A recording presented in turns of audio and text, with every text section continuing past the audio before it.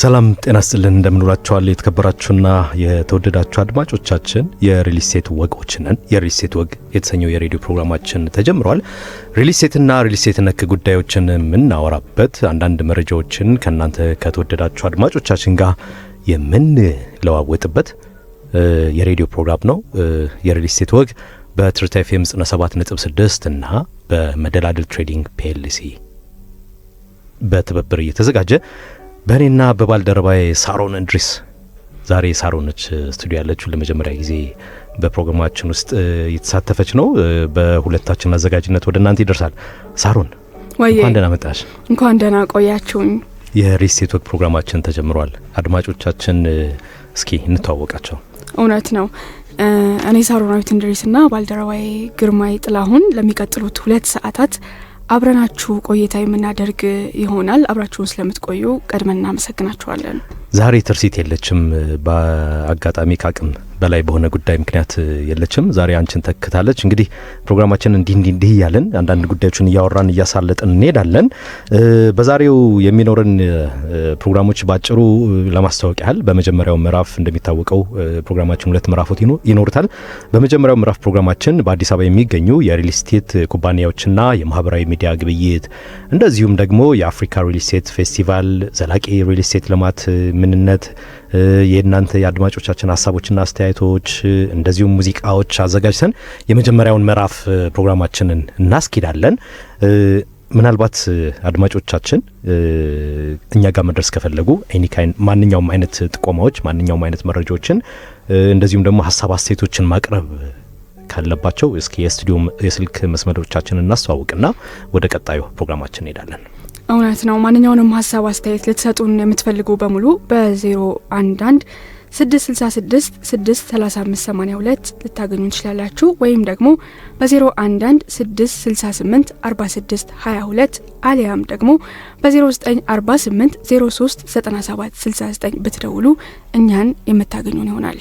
እናንተን ለማስተናገድ ሀሳብ አስተያየቶችን ለማስተላለፍ እንደዚሁም ደግሞ አስፈላጊ ናቸው ብለን ያሰብናቸውን መረጃዎች ወደ እናንተ ለማድረስ ሳሮንና እኔ ከቴክኒሻናችን ዳዊት ጋር ስቱዲዮ ተሰይመናል። ዳዊት ይህንን የምትሰሙትን ጥሩ ፕሮግራም ጥሩ ድምጽና ጥሩ ጣዕመ ዜማዎች ወደ እናንተ በተገቢው መንገድ እንዲደርስ የበኩሉን ድርሻ እየተወጣ ነው የሚገኘው። እናመሰግናለን ዳዊት። ምናልባት ከመሸጋገሪያ ሙዚቃ በኋላ ወደ መጀመሪያው መሰናዷችን ነው የምንሄደው። ቀደም ሲል እንደገለጽኩላችሁ የመጀመሪያው መሰናዷችን የሚሆነው በአዲስ አበባ የሚገኙ የሪል ስቴት ኩባንያዎችና የማህበራዊ ሚዲያ ግብይት የተመለከተ አጭር ዳሰሳ ነው የሚሆነው። አብራችሁን እንድትቆዩ እንጋብዛለን። አብራችሁን ቆዩ።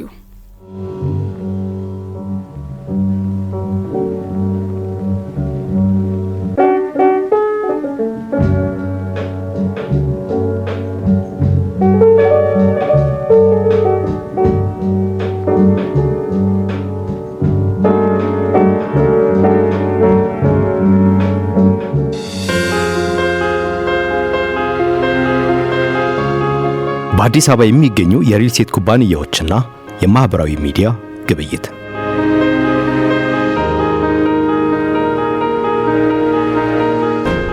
ቴክኖሎጂ የዘመናዊ ዓለም ገዢ የመረጃ ምንጭ ነው ቢባል ማጋነን አይሆንም። ይህም መረጃ የሚዘጋጅበትን የሚሰራጭበትንና የሚጠቀምበትን መንገድ የቆየውን አሰራር መሰረታዊ በሚባል ደረጃ እየለወጠ እንደመጣ ብዙዎቻችን የምንረዳው እውነት እንደሆነ አይካድም። እንደ አውሮፓውያን አቆጣጠር በ2025 ዲጂታል መድረኮች ለብዙዎች ዋና የዜና ምንጭ በመሆን እንደ ቴሌቪዥን፣ ሬዲዮንና ጋዜጦችን በመብለጥ ከፊት ተሰልፏል። ዲጂታል የበላይነትን ለመውሰድ ዩቲዩብ፣ ፌስቡክ እና ቲክቶክን ጨምሮ የማህበራዊ ሚዲያዎች ለሚሊዮኖች ዋና የዜናና የመረጃ ምንጭ ሆኗል። እንደ አውሮፓውያን አቆጣጠር በ2025 የድረገጽና የማህበራዊ ሚዲያ የዜና ፍጆታ ወደ 70% በማደግ የቴሌቪዥን ስርጭትን ሊቀድም ችሏል። ለዚህም በብዙዎቻችን እጅ የሚገኘው ዘመናዊ ሞባይል በተለያዩ መተግበሪያዎችን በመታገዝ መረጃ በፍጥነትና በቋሚነት እንዲደርስ ከፍ ያለ ሚና በመጫወት ላይ ይገኛል። በዚህ አይነት መንገድ ዜናና መረጃዎችን የሚወስዱ ሰዎች ቁጥር በ2025 ወደ 75% አድጓል። እንደ አውሮፓውያን አቆጣጠር በ2025 መጨረሻ ላይ ከዓለም ሕዝብ 3/4ኛውን ያህል ወደ 6 ቢሊዮን የሚጠጉ ሰዎች ኢንተርኔትን ይጠቀማሉ። የዲጂታል መረጃ ተደራሽነት ሁለንተናዊነት እያጎለበተ የመጣ ይመስላል። የሪል ስቴት ማህበራዊ ሚዲያ ግብይት እንደ ዩቲዩብ፣ ፌስቡክ፣ ኢንስታግራምና ቲክቶክ ያሉ መድረኮችን በመጠቀም መረጃዎችን ለማሰራጨትና የሪል ስቴት ስምን ለመገንባት ከፍተኛ ጥራት ባላቸው ምስሎች፣ ምናባዊ ጉብኝቶች፣ የገበያ ግንዛቤዎችና የደንበኛ ምስክርነቶችን ያሰራጫሉ። በዚህ ስልት አማካኝነት ገበያዊ ባህሪያትን ለማሳየት ቀጥተኛ ተሳትፎን በማንቃት የታለመ ገዢ ደንበኛን ኢላማ በማድረግ ዕውቀትንና የማህበረሰብ ግንኙነትን በማሳየት እምነትን በመገንባት በዘመናዊ ግብይት ውስጥ ይሳተፋሉ። ይህ ውጤታማ ስልትም ተራ ተመልካቾችን ወደ ደንበኝነት ለመቀየር ሚናው የላቀ እንደሆነ ይታመናል። ለመሆኑ በከተማችን አዲስ አበባ የሚገኙ የሪል ስቴት ኩባንያዎች የማህበራዊ ሚዲያ ግብይት እንቅስቃሴዎች በደንበኛ ግዢ ፍላጎት ላይ ያላቸው እንድምታና ተጽዕኖ ምን ይመስላል? ጉዳዩን ባጭሩ እንዳስሳለን።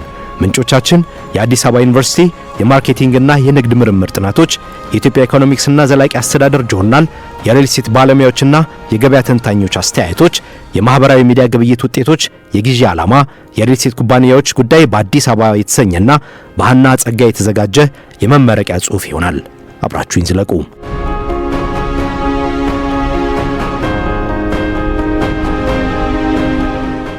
ኢንተርኔት የቴክኖሎጂ ወሳኝ አካል ነው። ኢንተርኔት ሰዎች፣ ንግዶችና ሌሎች ግለሰቦች እንዲግባቡ የሚያስችል ቦታ እንዲሁም የተለያዩ ንግዶች የገበያ ድርሻቸውን ለማሳደግ ምርቶቻቸውን ወይም አገልግሎቶቻቸውን እንዲያስተዋውቁ የሚያስችል ቦታ በማቅረብ ምቹ ምህዳርን ፈጥሯል። ሃና ጸጋይ የተሰኙ ጥናት አቅራቢ የማህበራዊ ሚዲያ ግብይት በግዢ ላይ ያለው ተጽዕኖ ለመመርመር በአዲስ አበባ ውስጥ በተመረጡ የሪል ስቴት ኩባንያዎች ላይ ባደረጉት ጥናት እንዲህ ብለዋል። የማህበራዊ ሚዲያ ለድርጅቶች አስደናቂ የግብይት ዕድሎችን ይፈጥራሉ።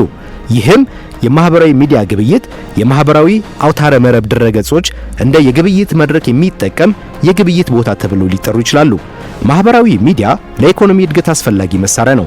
ምክንያቱም ይህ መድረክ መረጃ ለማግኘት ከደንበኞች ጋር ለመገናኘትና ግንኙነት ለመፍጠር የሚጠቅም ነውና ሸማቾች ፍላጎቶቻቸውን ለመረዳትና ስለ ምርት ወይም አገልግሎት የተሻለ ግንዛቤ ለማግኘት በማህበራዊ ሚዲያ በኩል ገዢዎች ላይ ይደርሳሉ።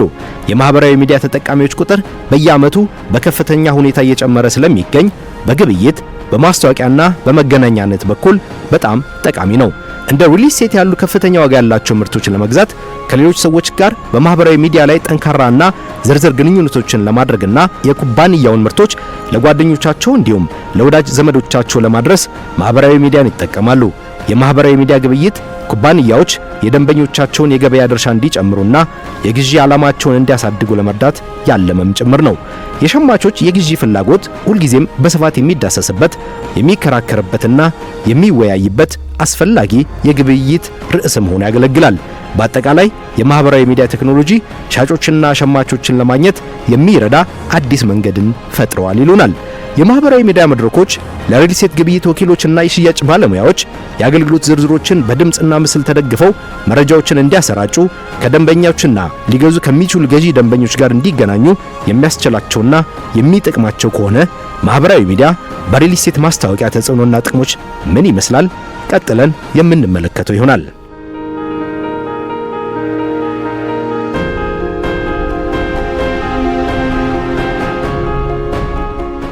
መዲናችን አዲስ አበባ በአፍሪካ በፍጥነት እያደጉ ከሚገኙ ከተሞች መካከል አንዷ ናት።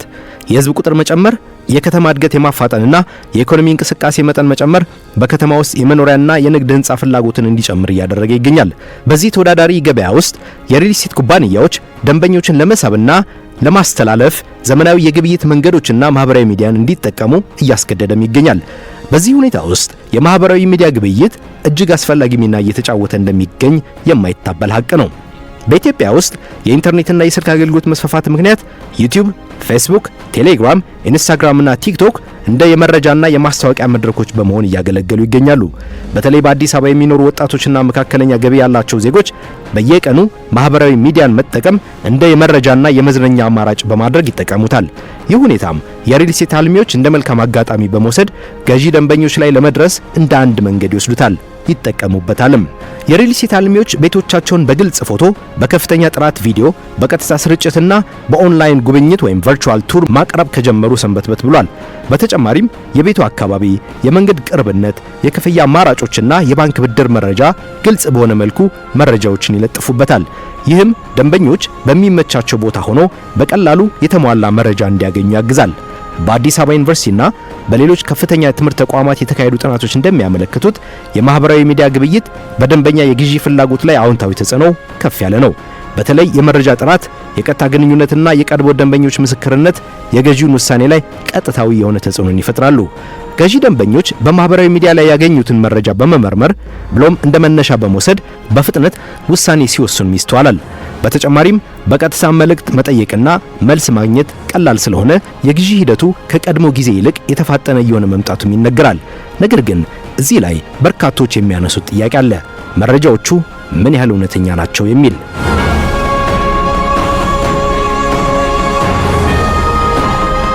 በሪል ስቴት ገበያ ውስጥ እምነት ከፍተኛ ዋጋ ያለው የግዥና ሽያጭ መሰረት ነው። የማህበራዊ ሚዲያ መድረኮች በትክክለኛ መረጃ ሲጠቀሙ የደንበኛ እምነትን እንደሚያጠነክሩ ሁሉ ከእውነት የራቁ ፎቶግራፎችና ቪዲዮዎች እንዲሁም የተጋነኑ ማስታወቂያዎች አንዳንድ ጊዜ የደንበኛ እምነትን ሊያበላሹና የሪል ስቴት ልማት ዘርፉንም ሊጎዱ እንደሚችሉ ይታወቃል። ይህም በገበያው ላይ የረጅም ጊዜ አሉታዊ ተጽዕኖ በመፍጠር የሚያደርሰው ኪሳራ በእጅጉ ያየለ ይሆናል። ለዚህም ይመስላል የሪል ስቴት ልማትና የማይንቀሳቀስ ንብረት ግብይትና ግመታ አዋጅ ቁጥር 1357/2017 በተራ ቁጥር 7 የሪል ስቴት አልሚ ግዴታዎች በሚለውና በስሩ በተቀመጠው ተራ ቁጥር 3 ላይ በሪል ስቴት ልማት ላይ የሚሳተፍ ማንኛውም አካል የውሸት ማስታወቂያ ማስነገር አይችልም ሲል የሚደነግገው። ይህ ድንጋጌም በተለይ በማህበራዊ ሚዲያ በኩል ሊሰራጩ የሚችሉ ሐሰተኛ ማስታወቂያዎችን አንቆ በመያዝ ለገዢ ደንበኞች የተጣራና ትክክለኛ መረጃን ያዘሉ ማስታወቂያዎች እንዲደርሱ በማድረግ ቀላል የማይባል ሚና ይጫወታል። በዚህ በኩል የሚታዩ ችግሮችና ገደቦች ምን ይመስላሉ?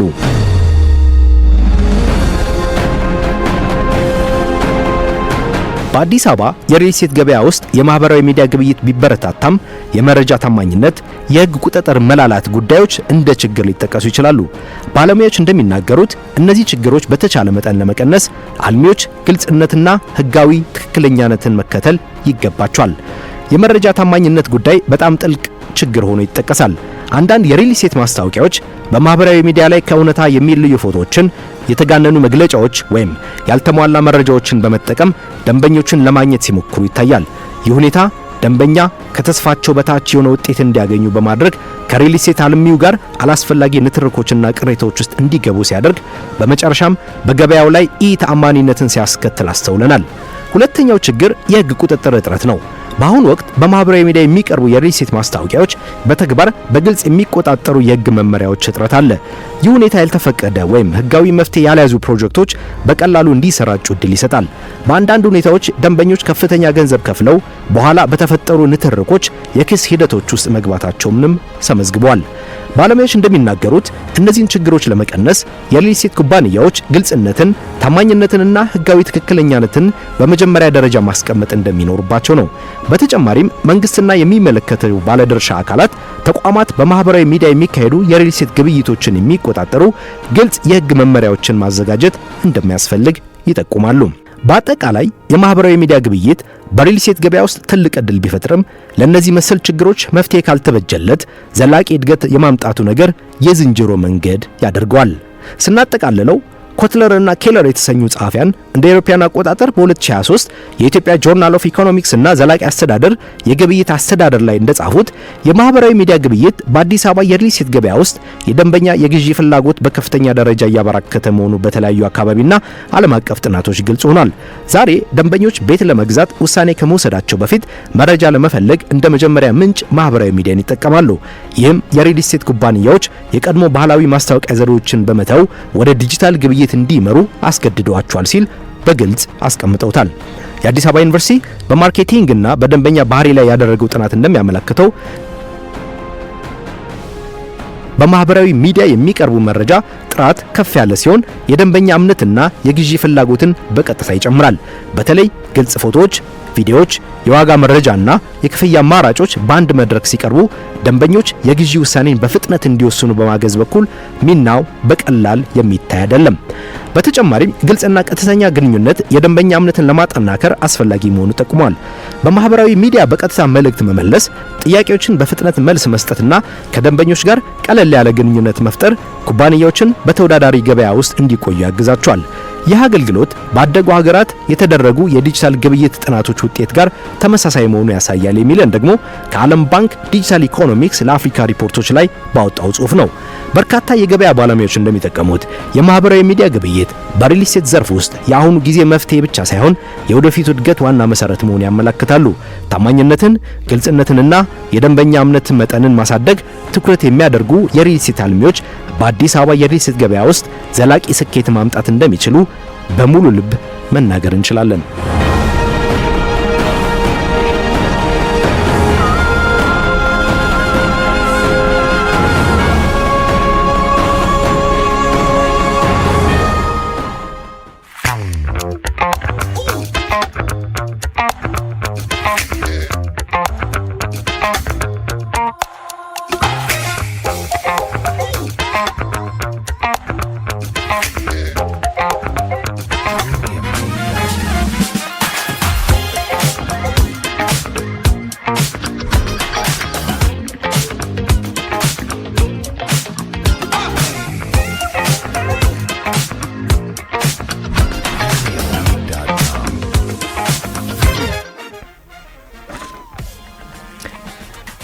የተከበራችሁና የተወደዳችሁ አድማጮቻችን እየተከታተላችሁ የምትገኙት በትርታ ኤፍኤም 97.6 ሁልጊዜም ሮብ ከምሽቱ 1 ሰዓት እስከ 3 ሰዓት እንደዚሁም ደግሞ አርብ ከረፋዱ 4 ሰዓት እስከ 6 ሰዓት የሚተላለፈው የሪል ስቴት ወግ የተሰኘ ፕሮግራማችን ነው።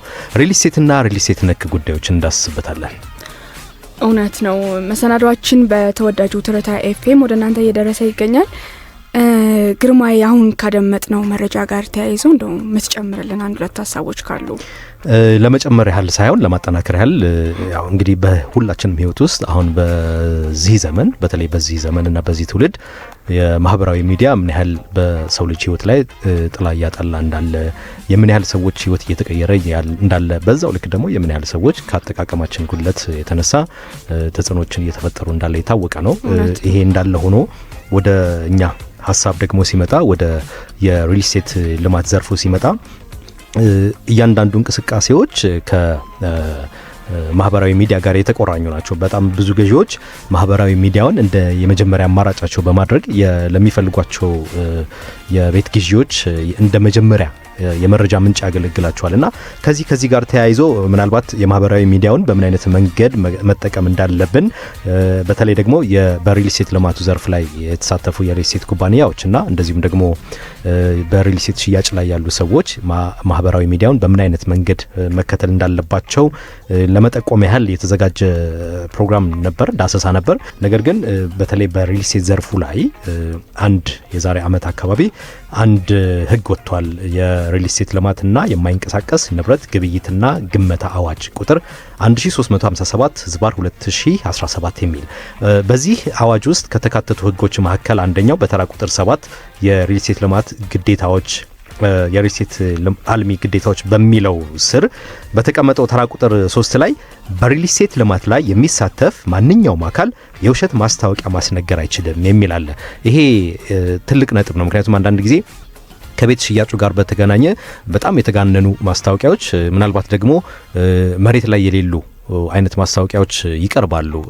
የሌለም ቤት እንዳለ አስመስሎ እንደ ማቅረብ ከዋጋ የተያያዙ ከጥራት ጋር የተያያዙ ነገሮችና እነዚህ ነገሮች በደንብ ይሄ ህግ ወይም ይሄ አዋጅ በትክክል አንቆ ይዟቸዋል ብለን እናስባለንና የሪል ስቴት አልሚውም ሆነ በሪል ስቴት አልሚው ላይ የተሳተፉ ያሉ የሽያጭ ባለሙያዎች ማህበራዊ ሚዲያውን በአግባቡ መጠቀም እንዳለባቸው ለማሳሰብ ያህል የተዘጋጀ ፕሮግራም ነበር። እንግዲህ አሁን ወደሚቀጥለው ፕሮግራማችን እንሄዳለን። የሚቀጥለው ፕሮግራማችን የሚሆነው አይ ቲንክ ትርሲት እጅሽ ላይ አንድ መረጃ ይታየኛል። የአፍሪካ የሪል ስቴት ፌስቲቫል በተመለከተ ነው። እስኪ የሆነ ነገር በይነና እንመለሳለን። እውነት ነው። የአፍሪካ የሪል ስቴት ፌስቲቫል በመጪው ሚያዝያ 10 እና 11 2018 ዓ.ም በጋና ዋና ከተማ በሆነችው አክራ እንደሚካሄድ ሰምተናል። በአክራ የተካሄደው ይህ ጅምር የመንግስት ባለስልጣናትን፣ ዲፕሎማቶችን፣ ገንቢዎችን፣ ባለሀብቶችን፣ የኢንዱስትሪ ባለሙያዎችንና የሚዲያ አካላትን አንድ ላይ ያሰባሰበ ሲሆን ሁሉም የአፍሪካ የሪል ስቴት ዘርፍ ከግብይቶች ባሻገር ወደ ረጅም ጊዜ ህዝብን ማዕከል ያደረገ ልማት ለማሸጋገር አልሟል። የአፍሪካ የሪል ስቴት ፌስቲቫል በአህጉሪቱ ለሪል ስቴት ቤቶች፣ ለኢንቨስትመንትና ለከተማ ልማት የሚካሄድ ዋና አመታዊ ስብሰባ ነው። ይህ ፌስቲቫል የኢንዱስትሪ መሪዎች፣ ፖሊሲ አውጪዎችና ባለሀብቶች የአፍሪካን የሪል ስቴት ገጽታ የወደፊት ሁኔታ ለመቅረጽ የሚሰባሰቡበት አህጉራዊ መድረክ ሆኖ የሚያገለግል ይሆናል። የአፍሪካ የሪል ስቴት ፌስቲቫል መስራችና ዋና ስራ አስፈጻሚ የሆኑት ጋናዊው ዴስሞንድ ኦቴንግ ባደረጉት ንግግር ፌስቲቫሉን በአፍሪካ ፈጣን የከተሞች መስፋፋት ምክንያት በማድረግ የሚካሄድ የአንድ ጊዜ ክስተት ሳይሆን የወደፊት ዘላቂ የገበያ ትስስርን የሚፈጥር እንደሆነ ገልጸዋል። አፍሪካ ከማንኛውም አህጉር በበለጠ ፍጥነት እየተስፋፋች ነው። እንደ አውሮፓውያን አቆጣጠር በ2050 ከ1.4 ቢሊዮን በላይ አፍሪካውያን በከተሞች ይኖራሉ። ሆኖም ግን የሪል ስቴት ውይይቶቻችን አሁንም በሰዎች በኑሮ ጥራትና በዘላቂነት ላይ ሳይሆን በህንፃዎችና በዋጋዎች ላይ ያተኩራሉ ሲሉም ጨምረው አብራርተዋል። እንደ ሚኒስትር ኦቴንግ ገለጻ የአፍሪካ የሪል ስቴት ፌስቲቫል ሪል ስቴትን ለኢኮኖሚያዊ ለውጥ፣ ለአየር ንብረት ኃላፊነት፣ ለአፍሪካዊ ማንነት፣ ለወጣቶች ማብቃት፣ ለዲያስፖራ ተሳትፎና ሁሉን አቀፍ የከተማ እድገት እንደ አነቃቂ መድረክ መሆንን ያለመ ነው። የመጀመሪያው ፌስቲቫል በመጪው ሚያዝያ 10ና 11 2018 ዓ.ም በአክራ የሚካሄድ ሲሆን ከመላው አፍሪካ የተውጣጡ ፖሊሲ አውጪዎችን፣ የሪል ስቴት አልሚዎችን፣ ባለሀብቶችን፣ አርክቴክቶችን፣ እቅድ አውጪዎችን፣ የፋይናንስ ተቋማትን እና የዲያስፖራ ባለድርሻ አካላትን ይሰበስባል። ምንም እንኳን በጋና ቢስተናገዱም የአፍሪካ የሪል ስቴት ፌስቲቫል ወደ ሌሎች የአፍሪካ አገሮች ለመስፋፋት እቅድ ያለው አህጉራዊ መድረክ መሆኑን ለማወቅ ችለናል። አዘጋጆቹ እንደሚሉት የአፍሪካ የሪል ስቴት ፌስቲቫል የፖሊሲ ውይይትን ለማሳመን፣ ተአማኒነት ያለው ዓለም አቀፍ ካፒታልን ለመሳብ፣ ኃላፊነት የሚሰማውን ልማት ለማስተዋወቅ፣ የአፍሪካን የዲዛይን ልህቀትን ለማሳደግና በአፍሪካ ውስጥ ባለሀብቶችን በራስ መተማመን ለመገንባት የተነደፈ ነው። አፍሪካ ፈጣን የከተማ እድገት እያጋጠማት ባለበት በዚህ ወቅት የአፍሪካ የሪል ስቴት ፌስቲቫል በ2026 ዛሬ የተገነቡ ከተሞች ለወደፊት ትውልዶች ክብር፣ እድልና የጋራ ብልጽግና እንዲፈጥሩ ለማረጋገጥ እንደ ወቅታዊ መድረክ ራሱን ማዘጋጀቱንም ለማወቅ ችለናል ይላል ግርማይ እኔ ጋር ያለው መረጃ። በጣም ጥሩ መረጃ ነው። የአፍሪካ የሪል ስቴት ፌስቲቫል እንግዲህ ለመጀመሪያ ጊዜ ነው አሁን በጋና የተቋቋመው። ቀደም ሲል እንደሰማነው በመላው በጋና ውስጥ ይቋቋም እንጂ የመጀመሪያ ፌስቲቫሉን ያው ቀደም ሲል እንደሰማነው ሚያዝያ 10 እና 11 2018 ዓ.ም ነው የሚካሄደው። ለመጀመሪያ ጊዜ እንደ አህጉር ያለው የሪል ስቴት ልማት ዘርፉ የሚንቀሳቀስበትና የሚነቃቃባት እንደሚሆን ተስፋ እናደርጋለን። ይሄ ብቻ ሳይሆን ምናልባት የሀገራችን በሪል ስቴት ዘርፉ ላይ ያሉ ኩባንያዎችም በዚህ በአፍሪካ የሪል ስቴት ፌስቲቫል ላይ ቢካፈሉ እንደው እንመክራለን። ለምን መሰለሽ አንዳንድ ጊዜ የገበያ ትስስር መፍጠር ይቻላል። አንድ ሁለት ከኢንቨስትመንት አንጻርም ኢትዮጵያ ውስጥ ብቻ ኢንቨስት ከማድረግ የተለያዩ የአፍሪካ ሀገሮችን ሄዶ ኢንቨስት ማድረግም እንደ አንድ እድል ሊወሰድ ስለሚችል በዛው ልክ ደግሞ የሌሎች ሀገራት ኢንቨስተሮች ወደ ኢትዮጵያ መጥተው በሪል ስቴት ልማት ዘርፉ ላይ የሚሳተፉበት ሁኔታ ሊፈጠር ይችላል። የገበያ ትስስር እንዳለ ይኖራል። የእውቀት ምንድነው ሽግግርም ሊኖር ይችላልና ምናልባት በሪል ስቴት ልማት ዘርፉ ላይ ያላችሁ ይህንን ፕሮግራም የምታዳምጡ መላው የሪል ስቴት ወግ አድማጮች ይህን ነገር ብታስቡበት ለማለት እንወዳለን። ዛሬም እንግዲህ የተወደዳችሁና የተከበራችሁ አድማጮቻችን የዘወትር የፕሮግራማችን አጋር የሆኑት እነ ሙርጋት ሪል ስቴት ዘ ዲቨሎፐር ግሩፕ እና ሬንቦው ካፒታል ፒኤልሲ ዛሬም አብረውን ነው።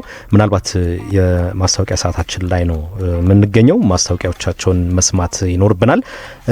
የዘወትር አጋራችን የሆነው በሪል ስቴት ሽያጭ ዘርፍ ከ10 ዓመት በላይ ልምድ ያካበተው ዘመናዊና ለአከፋፈል ምቹ የሆነ አማራጭ የሚያገኙበት በወሎ ሰፈር በመገናኛ በላፍቶ እንደዚሁም በርቼ በዘመናዊ የፊኒሺንግ እቃዎች የተዋቡ ቤቶችን አቅርበን በማማከሩ ዘርፍ ልንረዳዎት ዝግጅታችን ጨርሰን እየጠበቅነው ነው ይላል ሬንቦው ካፒታል። ከባለ 1 እስከ ባለ 3 መኝታ ቤቶች በመገናኛ በካሬ ከ85 ሺህ ብር ጀምሮ፣ በወሎ ሰፈር በካሬ ከ108 ሺህ ብር ጀምሮ፣ በሪቼ ከ78 ሺህ ብር ጀምሮ እንደዚሁም በላፍቶ በካሬ ከ108 ሺህ ብር ጀምሮ እንደ ምርጫው ውስን ቤቶችን ስለቀሩን ፈጥነው ያገኙን። ለበለጠ መረጃ በ0955 77 78 88 ወይም ደግሞ በ0945 47 47 49 ይደውሉ። አሊያም 22 አክሱም ሆቴል አጠገብ ርብቃ ህንጻ መጥተው ያገኙን። መልካም ጊዜ እንዲሆን እንመኛለን ይላሉ ሬንቦው ካፒታል። ዘ ዴቨሎፐር ግሩፕ እንኳን አደረሳችሁ እያለ የመጨረሻው ዘመን የግንባታ ዲዛይንና ቴክኖሎጂ ተንተርሶ በአስደናቂ ያጨራረስ ብቃት እንዲሁም አጀብ በሚያሰኙ የውስጥ ገጽ ዲዛይን የተዋቡ ሀዘንና ደስታውን የሚያስተናግዱበት የጋራ መጠቀሚያ ቦታዎችና የከርሰ ምድር ውሃን ጨምሮ እስከ 280 ሺህ ሊትር የመያዝ አቅም ያላቸው ዘመናዊ የውሃ ማጠራቀሚያዎች፣ በሪሞት የሚታዘዙ ዘመናዊ የቤት ውስጥ መጋረጃዎች የሚቀበሉ የሙቀት የእሳትና የጭድ ጠቋሚ የማንቂያ ደውሎችን ከ15 ሰው በላይ የመያዝ አቅም ያላቸው አሳንስሮችና የጥበቃ ካሜራዎች ደህንነቱ ከተጠበቀ የመቆጣጠሪያ ክፍል ጋር በእስራኤል ኤምባሲ አጠገብ የንግድ ሱቆችና ቅንጡ አፓርትመንቶች እንዲሁም በወሎ ሰፈር የተቀናጡ አፓርታማ ቤቶችን ለሽያጭ አቅርቦሎታል። ጥራትና ውበትን የተላበሱ በአንጻራዊነት ኪሶትን የማይጎዱ ወደ ዘ ዴቨሎፐርስ ግሩፕ ሲመጡ 50% የባንክ ብድር ያገኛሉ። በ0911 20 39 66 ወይም ደንበል ሲቲ ሴንተር 9ኛ ፎቅ ቢሮ ቁጥር 910 ብቅ ብለው ይጎብኙን። ታማኝነት መገለጫችን ነው። ዘ ዴቨሎፐር ግሩፕ ውበትና ጥራት ከታማኝነት ጋር ይለናል። ሌላው የዞትር አጋራችን ሙርጋት ሪል ስቴት ኃላፊነቱ የተወሰነ የግል ማህበር ነው። በኢትዮጵያ የሪል ስቴት የመረከቢያ ጊዜ መዘግየትን ታሪክ ያደረገ የሪል ስቴት አልሚ ጉለሌ ሩፋኤል ቤተክርስቲያን ፊት ለፊት በ1640 ካሬ ሜትር ላይ ያረፉ ከምድር በታች 2 ቤዝመንት ባለ 12 ፎቅ የመኖሪያ አፓርትመንቶች እንደዚሁም የጋራ ሰገነት ወይም ቴራስን ጨምሮ በአንድ ዓመት ተኩል ብቻ ተገንብቶ በማጠናቀቁ ኑ ተረከቡኝ ይላል። ውስን ቤቶች ብቻ በቀሩት በዚህ የመኖሪያ አፓርትመንት ህንፃ ላይ ባለ 3 መኝታ በተመጣጣኝ ዋጋ በመግዛት የቤት ባለቤት የመሆን ህልሞን ያሳኩ ይላል። ለተጨማሪ መረጃና ሳይት ጉብኝት በ0911 34 38 85 ወይም ደግሞ በ0969 21 19 19 ይደውሉ። ሙርጋት ሪል ስቴት። የአጋር ድርጅቶቻችንን ማስታወቂያዎች ሰምተን እንመለሳለን።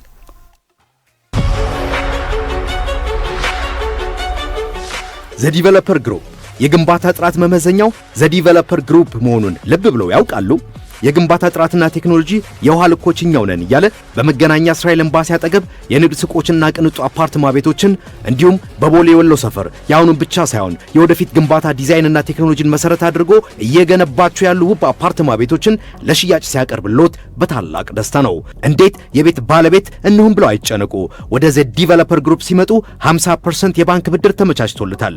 የአፓርትማ ቤት ወይም የንግድ ሱቅ ጥራትና ዲዛይን ፍላጎቶን 100% የምናሟላሎት እኛ ነን ሲላችሁ በኩራት ነው። ማየት ማመን ነው እንዲሉ በአካል ለመጎብኘትና ለተጨማሪ ማብራሪያ በ0911 203966 ይደውሉ ወይም ደንበል ሲቲ ሴንተር 9ኛ ፎቅ ቢሮው ቁጥር 910 ብቅ ብለው ከቃል በላይ ጥራትን ይመስክሩ።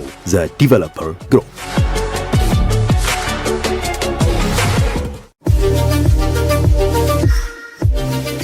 ሙርጋት ሪል ስቴት ኃላፊነቱ የተወሰነ የግል ማህበር በኢትዮጵያ የሪል ስቴት የመረከቢያ ጊዜ መዘግየትን ታሪክ ያደረገ የሪል ስቴት አልሚ ጉለሌ ሩፋኤል ቤተክርስቲያን ፊት ለፊት በ1640 ካሬ ሜትር ላይ ያረፈ ከምድር በታች 2 ቤዝመንት ባለ 12 ፎቅ የመኖሪያ አፓርትመንቶች እንዲሁም የጋራ ሰገነት ወይም ቴራስን ጨምሮ በአንድ ዓመት ተኩል ብቻ ገንብቶ በማጠናቀቅ ኑ ተረከቡኝ ይላል። ውስን ቤቶች ብቻ በቀሩት በዚህ የመኖሪያ ህንፃ አፓርትመንት ላይ ባለ 3 መኝታ በተመጣጣኝ ዋጋ በመግዛት የቤት ባለቤት የመሆን ህልሞትን ያሳኩ ይሉታል። ለተጨማሪ መረጃና ሳይት ጉብኝት በ0911 34 38 85 ወይም በ0969 21 19 19 ላይ ይደውሉ። ሙርጋት ሪል ስቴት።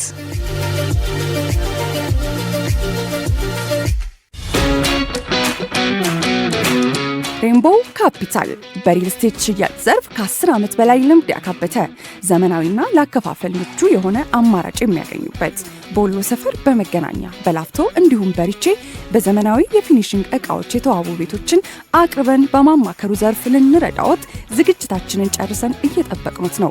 ከባለ 1 እስከ ባለ 3 መኝታ ቤቶችን በመገናኛ በካሬ ከ85 ሺህ ብር ጀምሮ፣ በወሎ ሰፈር በካሬ ከ108 ሺህ ብር ጀምሮ፣ በሪቼ ከ78 ሺህ ብር ጀምሮ እንዲሁም በላፍቶ በካሬ ከ108 ሺህ ብር ጀምሮ እንደ ምርጫው ውስን ቤቶች ስለቀሩን ፈጥነው ያገኙን። ለበለጠ መረጃ በ0955 77 78 88 አሊያም በ0945 47 47 49 ላይ ይደውሉልን ወይም 22 አክሱም ሆቴል አጠገብ ርብቃ ህንፃ በአካል ያገኙን። ሬንቦ ካፒታል አስተማማኝ የሪል ስቴት ሽያጭ ኤጀንሲ።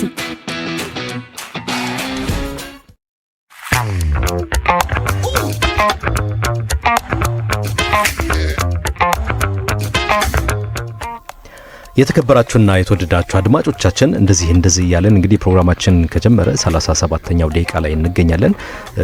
አብራችሁን ስላላችሁ አብራችሁንም ወደፊትም ስለምትሆኑ በእያንዳንዱ ጉዞዎችን ላይ ሐሳባችሁን አስተያየቶቻችሁንና የተለያዩ መረጃዎቻችሁን ስለምታደርሱን አብዝተን እናመሰግናለን። ሳሮን እንዴት ነሽ? ቆይታሽ ምን ይመስላል?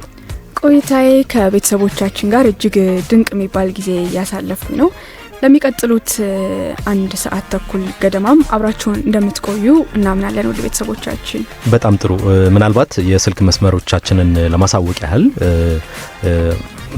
ማስተላለፍ የሚፈልጉት መልእክት ካለ እንደዚሁም ደግሞ ማድረስ የሚፈልጉት ጥቆማዎች ካሉ እሱን ለማሳወቅ ያህል በድጋሜ በ011666 63 50 ይቅርታ 0116 66 35 82 0116 68 46 22 እንደዚሁም ደግሞ ለአጭር የጽሁፍ መልእክት 0948 03 97 69ን እንድትጠቀሙ እናስታውሳችኋለን። በነገራችን ላይ በዓል እንዴት ነበር?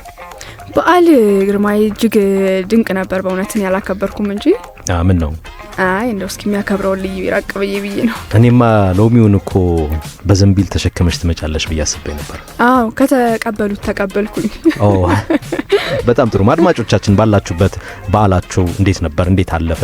እነዚህ ነገሮችንም ትንሽ ብታወሩ ደስ ይለናል። ምናልባት ከደወላችሁ እንግዲህ በቀጥታ መስመር እያስገባናችሁ አንዳንድ ጉዳዮችን እንጨዋወታለን። ሳሮን፣ አሁን የሪል ስቴት ሳምንታዊ የገበያ ዳሰሳ የምናይበት ሰዓት ላይ ነው የምንገኘው። የተከበራችሁና የተወደዳችሁ አድማጮቻችን እንግዲህ ዘወትር እንደምናደርገው የባለፈው ወር የነበረው የሳምንታዊ የሪል ስቴት ገበያ የተወሰኑ ለውጦችን አግኝተንበታልና የመኖሪያ ቤትና ሳምንታዊው የንግድ ሱቆች ዋጋዎችን ምናልባት ወደ እናንተ ማድረስ ሳይኖርብን አይቀርም። ስለዚህ በቀጥታ ምን ሄዶ ወደሱ ነው የሪል ስቴት ሳምንታዊ የገበያ ዳሰሳ የመኖሪያ ቤትና የንግድ ሱቅ ብለን ከፋፍለናቸዋል። በመኖሪያ ቤት ሳምንታዊ የገበያ ዳሰሳን ስንመለከት ምናልባት የጥንት የጧቷ ካሳንቺስ ነው የምንሄደው። በካሳንቺስ አካባቢ ሳይቶች በካሬ ሜትር ከ89815 እስከ 198605 ብር ድረስ አየር አሉ ገበያው ላይ አሉ።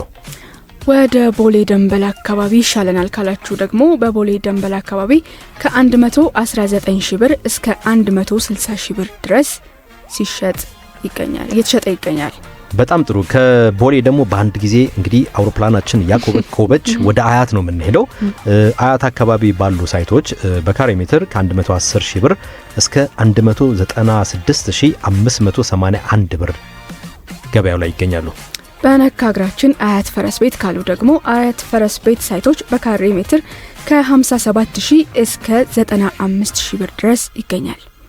አስቢው፣ አያት ፈረስ ቤት ፈረስ ጋልበን በእውነት በድካም ሆነን ተመልሰን ደግሞ ወዴት ልንሄድ ነው? ወደ ፒያሳዋ የአራዶች መንደር።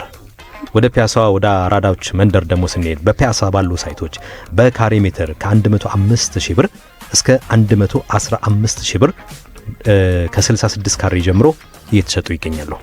በዛው በፒያሳ ብለን ደግሞ አዋሬ አካባቢ ሳይቶች ጋር ስንደርስ በካሬ ሜትር ከ115 ሺህ ብር ጀምሮ እነሆኝ ይለናል። በነገራችን ላይ አውሮፕላናችን ከተማ ለከተማ አታዞሩኝ እስኪ ሄሊኮፕተር ተጠቀሙ ብላናለች እና ወደ ሄሊኮፕተር ቀይረናል። ሄሊኮፕተራችን ከአቧሬ የተነሳችና በአዲሱ ገበያ ሄደች። ወደ አዲሱ ገበያ ስትሄድ በአዲሱ ገበያ ባሉ ሳይቶች በካሬ ሜትር ከ90 ሺህ ብር ጀምሮ እስከ 115 ሺህ ብር ድረስ በፈለጋችሁት ምርጫና የካሬ መጠን ታገኛላችሁ። በዚሁ በሄሊኮፕተራችን በመገናኛ አካባቢ ስንሻገር በመገናኛ አካባቢ ሳይቶች በካሬ ሜትር ከ105 ሺህ ብር ጀምሮ ለእናንተ ተዘጋጅቷል። አዲስ አበባን የዞርናት ነው። አድማጮቻችንም አብረውን የዞሩ ነው። ከመገናኛ በቀጥታ ወደ ሳር ቤት ሄድን። በሳር ቤት ባሉ ሳይቶች በካሬ ሜትር ከ115 ሺህ ብር ጀምሮ እስከ 130 ሺህ ብር ድረስ ይሸጣሉ።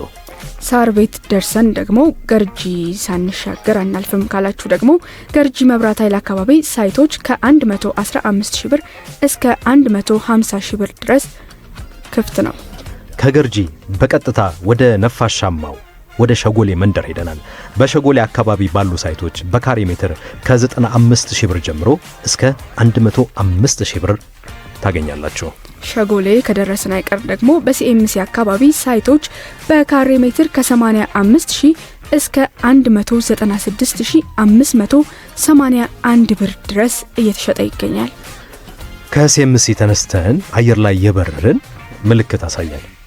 ነዳጅ ሊያልቅ ነው። የትንረፍ እንዴ? ምን ጥያቄ አለው? ወደ ሜክሲኮ ነው። በሜክሲኮ አካባቢ ባሉ ሳይቶች ከ120 ሺህ እስከ 115 ሺህ ብር ድረስ ይሸጣሉ። ባልደራስ በባልደራስ አካባቢ ሳይቶች በካሬ ሜትር ከ99,990 ብር ጀምሮ ማግኘት ትችላላችሁ። ወደ ሪቼ ሸርተት አለን። በሪቼ ባሉ ሳይቶች ደግሞ በካሬ ሜትር ከ69 ሺህ እስከ 88 ሺህ ብር ድረስ። በ22 አካባቢ ነው የሚሻለን ካላችሁ ደግሞ 22 አካባቢ ከ82 ሺህ እስከ 101,500 ብር ድረስ እየተሸጠ ይገኛል። 22 ይቅርብኝ በቀጥታ ወደ መስቀል ፍላወር ሊሄድ ካላችሁ መብታችሁ ነው። መስቀል ፍላወርም በምትፈልጉት መጠን ይኖራል። በመስቀል ፍላወር አካባቢ ባሉ ሳይቶች በካሬ ሜትር ከ65 ሺህ ብር ጀምሮ እስከ 90 ሺህ ብር ድረስ ይሸጣሉ። እንደው ሁሉም ይቅርብኝ ማን እንደ ጋርመንት ካላችሁ ደግሞ በጋርመንት አካባቢ ሳይቶች በካሬ ሜትር ከ85 ሺህ እስከ 196,581 ብር ድረስ እየተሸጡ ይገኛሉ። ደከመኝ። አልደከመሽም? ደክሞኛል። እስኪ የመሸጋገሪያ ሙዚቃ እንስማና ከዛ በኋላ ወደ የንግድ ሱቆች ሳምንታዊ ዳሰሳ ደግሞ እንሄዳለን።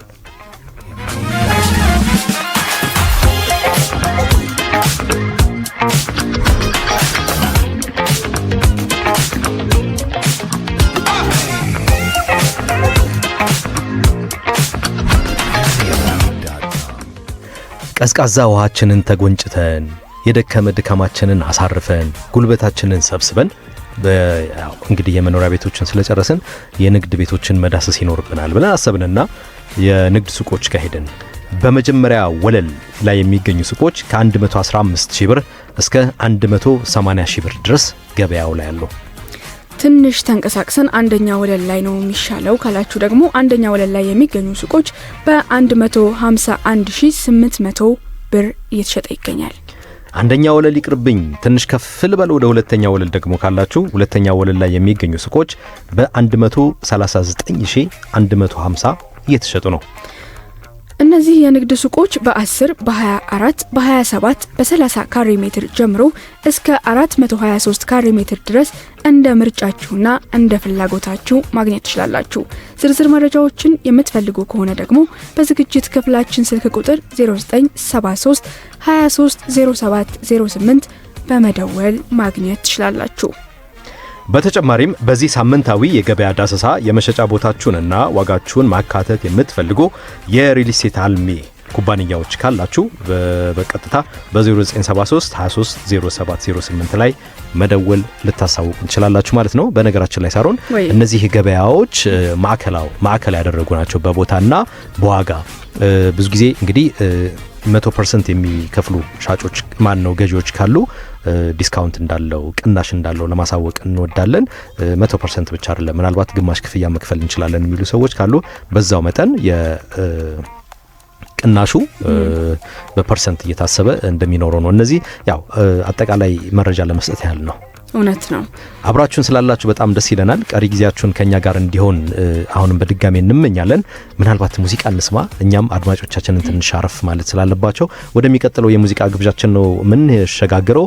እያዳመጣችሁና እየተከታተላችሁ ያላችሁት የሪል ስቴት ወግ የተሰኘውን ሳምንታዊ የሬዲዮ ፕሮግራማችን ነው። የሪል ስቴት ወግ እንግዲህ ሪል ስቴትና ሪል ስቴት ነክ ጉዳዮች የሚተነተንበት፣ ሐሳብ አስተያየቶች የሚቀርቡበት፣ የእናንተ ጥቆማዎች ወደኛ የሚመጡበት፣ እኛ ደግሞ መልሰን ለእያንዳንዱ የምታደርሱን ጥቆማዎችና ጥያቄዎች አስፈላጊውን ባለሙያ በመያዝ መፍትሄዎችንና ተጨማሪ ሐሳቦችን መልሰን ወደ እናንተ የምናደርስበት ነው። ስቱዲዮ የምንገኘው እኔ ግርማይ ጥላውንና ባልደረባዬ ሳሮናዊት እንድሪስ አብረናችሁ ምሽታችንን እያሳለፍን ነው። እንግዲህ አዲስ አበባን ከተንከራተትን አይቀር በሙዚቃ ደግሞ ፋታ ወስደን ተመልሰን እንገናኛለን። አብራችሁን ቆዩ። በጣም ጥሩ።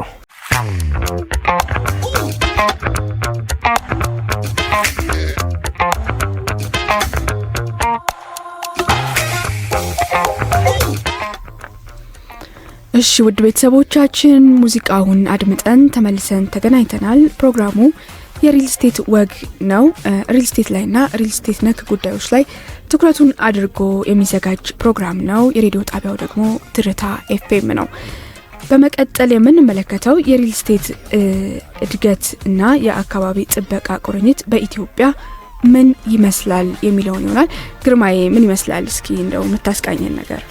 አዎ የተወሰነ ነገር ለማለት እንሞክራለን። እንግዲህ ምናልባት ግን ትርሲት ከዛ በፊት የሁለት አድማጮቻችን መልእክቶች አሉ። እነሱን አየር ላይ እናውልና አድማጮቻችንን በጣም እንደምንወዳቸውና እንደምናከብራቸው በዚሁም መግለጽ ስለምንወድ ማለት ነው።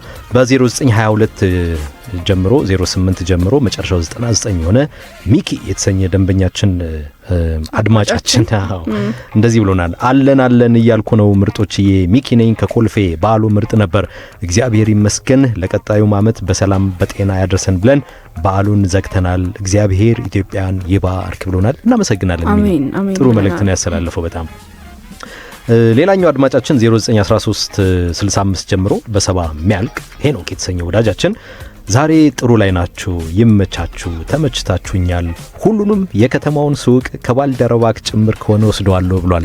ሳሮናዊት እንዴት ነው? ትንሽ እቺ ፈገግታ አስብላለች እንዴ? ቀላል ፈገግታ አስብላለች። ለመሄድ ዝግጁ ነሽ እንዴ?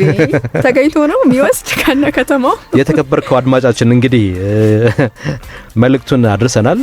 ሳሮንም ተቀብለሃለን። እናመሰግናለን በጣም ስለደወልክ መልእክት ስለላካችሁ። ሌሎቻችን አድማጮቻችን እንግዲህ ላጭር የጽሁፍ መልእክት 0948 039769 ላይ ተጠቀሙ።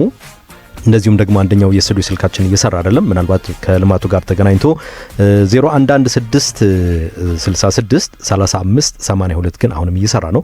መደወል ትችላላችሁ። መልእክቶቻችንን እናስተናግዳለን ማለት ነው። ወደ ፕሮግራማችን እንሄድ። የዘላቂ የሪል ስቴት ልማት አራት ዋና ዋና ጥቅሞች ምንድናቸው የሚለው ነገር ማየት ይኖርብናል። ምክንያቱም የምንሰራው ፕሮግራም ከሪል ስቴት ጋር ሪል ስቴት ነክ ጉዳዮች ናቸው የሚዳሰሱበት። እንደዚሁም ደግሞ በሪል ስቴት አልሚውና በሪል ስቴት ገዢ ደንበኞች መካከል ያለውን የመረጃ ክፍተት ለመሙላት እንደዚሁም ደግሞ በመረጃዎች ለመደገፍና እያንዳንዱ ነገሮች በመረጃ በእውቀት ተመስርቶ እንዲገዙ የሪል ስቴት አልሚውም በእነዚህ ጉዳዮች ላይ እንዲያስብበት ለማስታወቅና ለማሳሰብ ጭምር ተዘጋጅተን ነው የምንመጣውና ዘላቂ የሪል ስቴት ልማት አራት ዋና ጥቅሞች አሉት። ምንድናቸው የሚሉት ነገሮች እንመለከታለን። ዘላቂ ሪል ስቴት ልማት ማለት ግን መጀመሪያ ምን ማለት ነው የሚለውን ነገር እኔ ዘላቂ ሪል ስቴት ልማት ማለት ህንፃዎችና የከተማ ንብረቶችን በመንደፍ በመገንባት በመጠቀምና በመቆጣጠር ሂደት ውስጥ አካባቢን መጠበቅ፣ ማህበራዊ ፍትሃዊነትን ማበረታታትና ኢኮኖሚያዊ ጥቅምን ማረጋገጥ በተመጣጣኝ መልኩ የሚያጣምር የልማት አቀራረብ ነው። በሌላ አነጋገር ዛሬ ላይ ያሉ ፍላጎቶችን በማሟላት ሳይሆን የወደፊቱን ትውልድ ፍላጎት እንዳይጎዳ የሚተገበር የሪል ስቴት ልማት ነው ማለት ነው። ዋና ዋና መርሆች አሉት። በነገራችን ላይ የዚህ ዘላቂ የሪልስቴት ልማት ዋና ዋና መርሆቹ 3 ናቸው። አንደኛው አካባቢያዊ ዘላቂነት ነው። ሁለተኛ ማህበራዊ ዘላቂነት ነው። ሶስተኛው ደግሞ ኢኮኖሚያዊ ዘላቂነትን ነው። አካባቢ ዘላቂነት ሲባል የኃይልና የውሃ ቁጠባ፣ ዝቅተኛ የካርቦን ልቀት፣ አረንጓዴ ህንፃዎችን ጋር የተገናኙ ጉዳዮች ይኖራሉ። ይሄ ማለት ለአካባቢ ከሚሰጠው ዋስትና እንደዚሁም ደግሞ ዘላቂነት ያለው ለአካባቢ ምቹ የሆነ ምህዳርን ከመፍጠር አንጻር ነው። ሁለተኛው ማህበራዊ ዘላቂነት ነው። ማህበራዊ ዘላቂነት ሲባል ደግሞ ሰውን ከሰው ጋር ማለያየት አይደለም። ለሰው ተስማሚ የሆነ ሰዎች እንዲቀራረቡ የማድረግ የሚያስችል እንደዚሁም ደግሞ የከተማ ዲዛይን፣ የጤናና ደህንነት መጠን ማሻሻል፣ የማህበረሰብ ተሳትፎን ማበረታታት ነው። ይህ ሲባል ምንድነው? እንግዲህ በሪል ስቴት ልማት ዘርፉ ላይ ምናልባት አፓርትመንቶች ጋር የተያዙ ጉዳዮችን ብናነሳ አንድ አፓርትመንት በ1000 ካሬ ላይ ከ40 እስከ 60 ቤተሰብን ወይም አባወራን ብለው ማኖር ይቻላል በአንድ አፓርትመንት ላይ። እንግዲህ እነዛ ምን ያህል መስተጋበር እንደሚኖራቸው አስቢው። በ1000 ካሬ ሜትር ላይ ግን ምናልባት ብዙ ተሰራ ከተባለ አሁን ተጠጋግቶ እስከ 10 ቤቶች ልንሰራ እንችላለን። 10 አባወራዎችና በ40 እስከ 60 አባወራዎች መካከል ያለው ልዩነት እንግዲህ አስቢው ምን ያህል ማህበራዊ መስተጋብሩ የጠነከረ እንደሚሆን። እንግዲህ ይህን ካልን ለሀገራችን ያለው አስፈላጊነት ምን ያህል ነው? ኢትዮጵያ በፈጣን ከተማ ወይም ደግሞ ራፒድ አርባናይዜሽን በሚባለው ሂደት ውስጥ በማለፍ ላይ ትገኛለች። ዘላቂ የሪል ስቴት ልማት የኃይል እጥረትን፣ የውሃ ችግርን፣ የከተማ ቆሻሻንና የአካባቢን መበከልን ለመቀነስ ወሳኝና አስፈላጊ መፍትሄ ይሆናል። እንደዚሁም ለዜጎች የተሻለ የኑሮ ጥራት ለመፍጠር ያግዛል ማለት ነው። እንግዲህ ዘላቂ የሪል ስቴት ልማት 4 ዋና ዋና ጥቅሞች ምንድናቸው? አንደኛው የኃይል ቁጠባ ህንፃዎችን ነው። የኃይል ቁጠባ ህንፃዎች ዘላቂ የሪል ስቴት ልማት መሰረታዊ መርሃ ግብሮች ናቸው።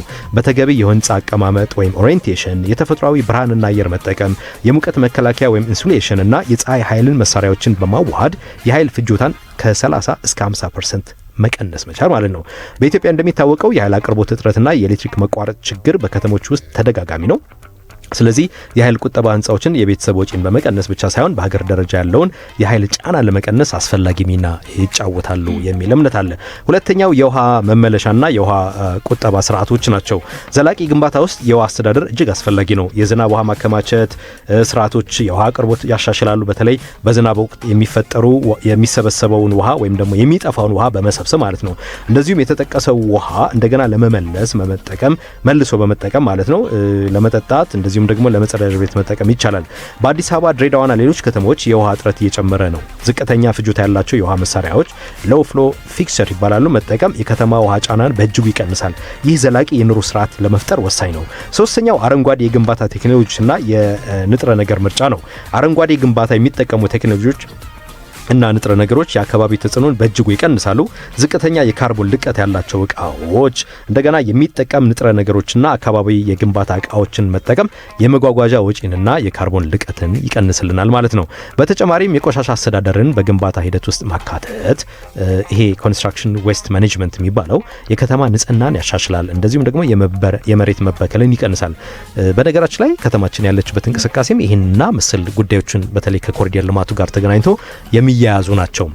አራተኛው ለማህበረሰብ ተስማሚ የከተማ ዲዛይን ይፈጥራል።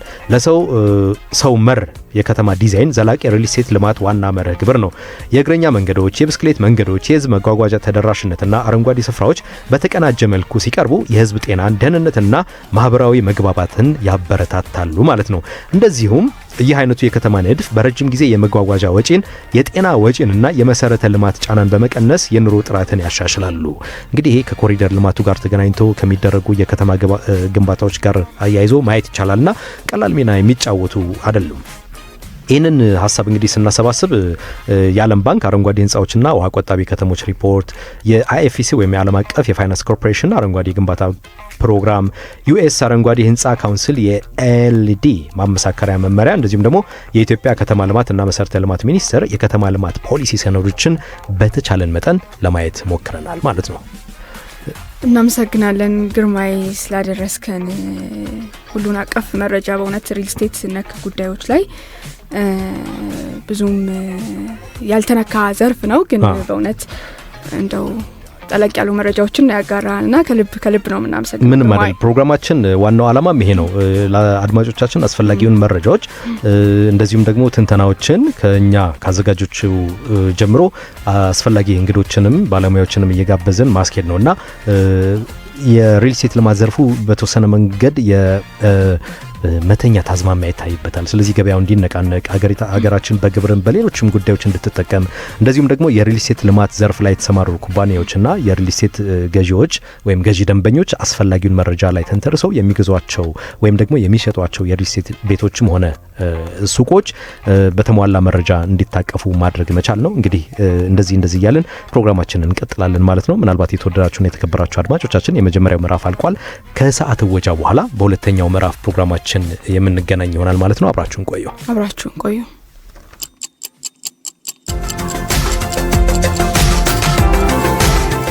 አሁን ከምሽቱ 2 ሰዓት ሆኗል። ትርታ 97.6 FM ከልቦ የቀረበ ዘዲቨሎፐር ግሩፕ የግንባታ ጥራት መመዘኛው ዘዲቨሎፐር ግሩፕ መሆኑን ልብ ብለው ያውቃሉ? የግንባታ ጥራትና ቴክኖሎጂ የውሃ ልኮችኛው ነን እያለ በመገናኛ እስራኤል ኤምባሲ አጠገብ የንግድ ሱቆችና ቅንጡ አፓርትማ ቤቶችን እንዲሁም በቦሌ ወሎ ሰፈር የአሁኑን ብቻ ሳይሆን የወደፊት ግንባታ ዲዛይንና ቴክኖሎጂን መሰረት አድርጎ እየገነባቸው ያሉ ውብ አፓርትማ ቤቶችን ለሽያጭ ሲያቀርብሎት በታላቅ ደስታ ነው። እንዴት የቤት ባለቤት እንሁን ብለው አይጨነቁ። ወደ ዘዲቨሎፐር ግሩፕ ሲመጡ 50% የባንክ ብድር ተመቻችቶለታል። የአፓርትማ ቤት ወይም የንግድ ሱቅ ጥራትና ዲዛይን ፍላጎቶን 100% የምናሟላሎት እኛ ነን ሲላችሁ በኩራት ነው። ማየት ማመን ነው እንዲሉ በአካል ለመጎብኘትና ለተጨማሪ ማብራሪያ በ0911 203966 ይደውሉ ወይም ደምበል ሲቲ ሴንተር 9ኛ ፎቅ ቢሮው ቁጥር 910 ብቅ ብለው ከቃል በላይ ጥራትን ይመስክሩ። ዘ ዲቨሎፐር ግሩፕ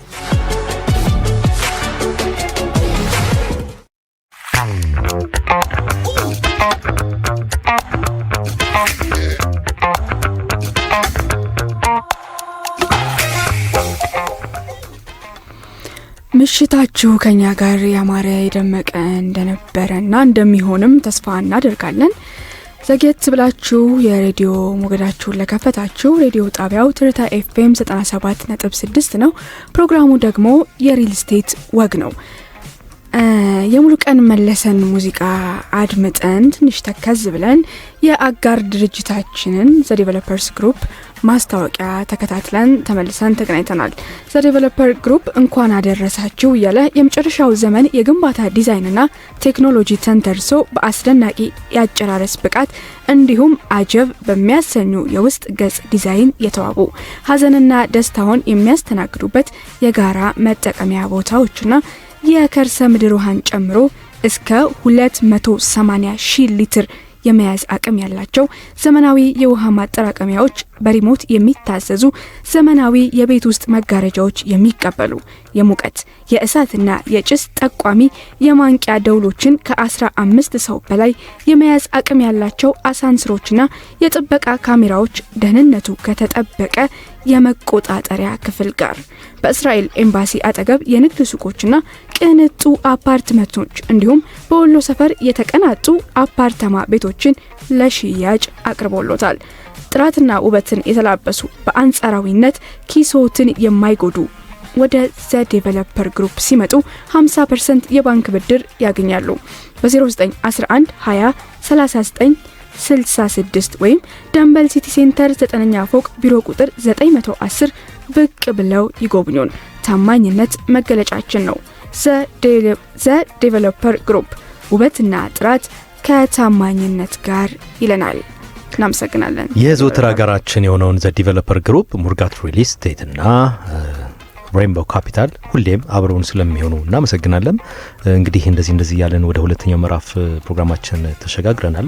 ምናልባት የመጀመሪያ ምዕራፍ ፕሮግራማችን ላይ እንደተመለከትነው በአዲስ አበባ የሚገኙ የሪል ስቴት ኩባንያዎች የማህበራዊ ሚዲያ ግብይትን፣ የአፍሪካ የሪል ስቴት ፌስቲቫልን በተመለከተ መረጃ፣ ዘላቂ የሪል ስቴት ልማት 4 ጥቅሞችን በተመለከተ እንደዚሁም መረጃና የወዳጆቻችን የአድማጮቻችን የቤተሰቦቻችንን ሀሳብ እና መልእክቶችን ወደ አየር አብቅተናል። እንደዚህ እያልን እንግዲህ ቀጣዩ የሚኖሩን 51 ደቂቃዎች አብረናቸው እንቆያለን። የተከበራችሁና የተወደዳችሁ አድማጮቻችን የአየር ሞገዳችሁ የሚገኘው ትርታ ኤፍኤም 97.6 ላይ ነው። ፕሮግራሙ የሪል ስቴት ወግ ይሰኛል። አዘጋጆቹ እኔ ግርማይ ጥላሁንና ባልደረባዬ ትርሲት ሀብተማርያም እንደዚሁም ደግሞ ሳሮናዊት እንድሪስ ነች። ዛሬ እንግዲህ በዛ ብለን ነው የምናስተናግዳችሁ። ምናልባት ዘግይተው ፕሮግራማቸውን ከከፈቱ ሬዲዮኖቻቸውን ከከፈቱ ዛሬ ባልደረባችን ትርሲት የለችም ከአቅም በላይ በሆነ ጉዳይ ምክንያት ሳሮንን ተክታለች። ሳሮን ስላገኘንሽ አብረሽን እየሰራሽ ስላለ እንደዚሁም ደግሞ ከአድማጮቻችን ጋር ስለተገናኘሽ ወደፊትም አብረሽን ስለምትሰሪ በጣም ደስተኞች ነን። ብዙ ነገሮችን ካንቺ እንደምንጠብቅ እኛ ብቻ አይደለንም አድማጮቻችንም ካንቺ ብዙ ነገር እንደሚጠብቁ እናውቃለን፣ ተስፋም እናደርጋለን። እንግዲህ የተከበራችሁና የተወደዳችሁ አድማጮቻችን ሳሮንን እንኳን ደህና መጣሽ እንደምትሏት ባለሙሉ ተስፋ ነን። እንዲህ እያለን እንሄዳለን። ወደሚቀጥለው ፕሮግራማችን ነው የምንሄደው። ወዲያ በዛው መሰለኝ ዛሬ አይደል? አይ አልበዛም። ወደሚቀጥለው ፕሮግራማችን ነው የምንሄደው። የቀጣይ ፕሮግራማችን የሚሆነው እንግዲህ በእኔ የተዘጋጀ ነው። የሪል ስቴት እድገትና የአካባቢ ጥበቃ ቁርኝነት በኢትዮጵያ በተመለከተ አጠር ያለ ዘገባ ነው። ባልደረባዬ ሳሮናዊት እንድሬስ አንብበዋለች፣ ወደ እናንተ ታቀርበዋለች። አብራችሁን እንደምትሆኑ ተስፋ እናደርጋለን። አሁንም አብራችሁን ዝለቁ፣ አብራችሁን ቆዩ ውድ ቤተሰቦቻችን።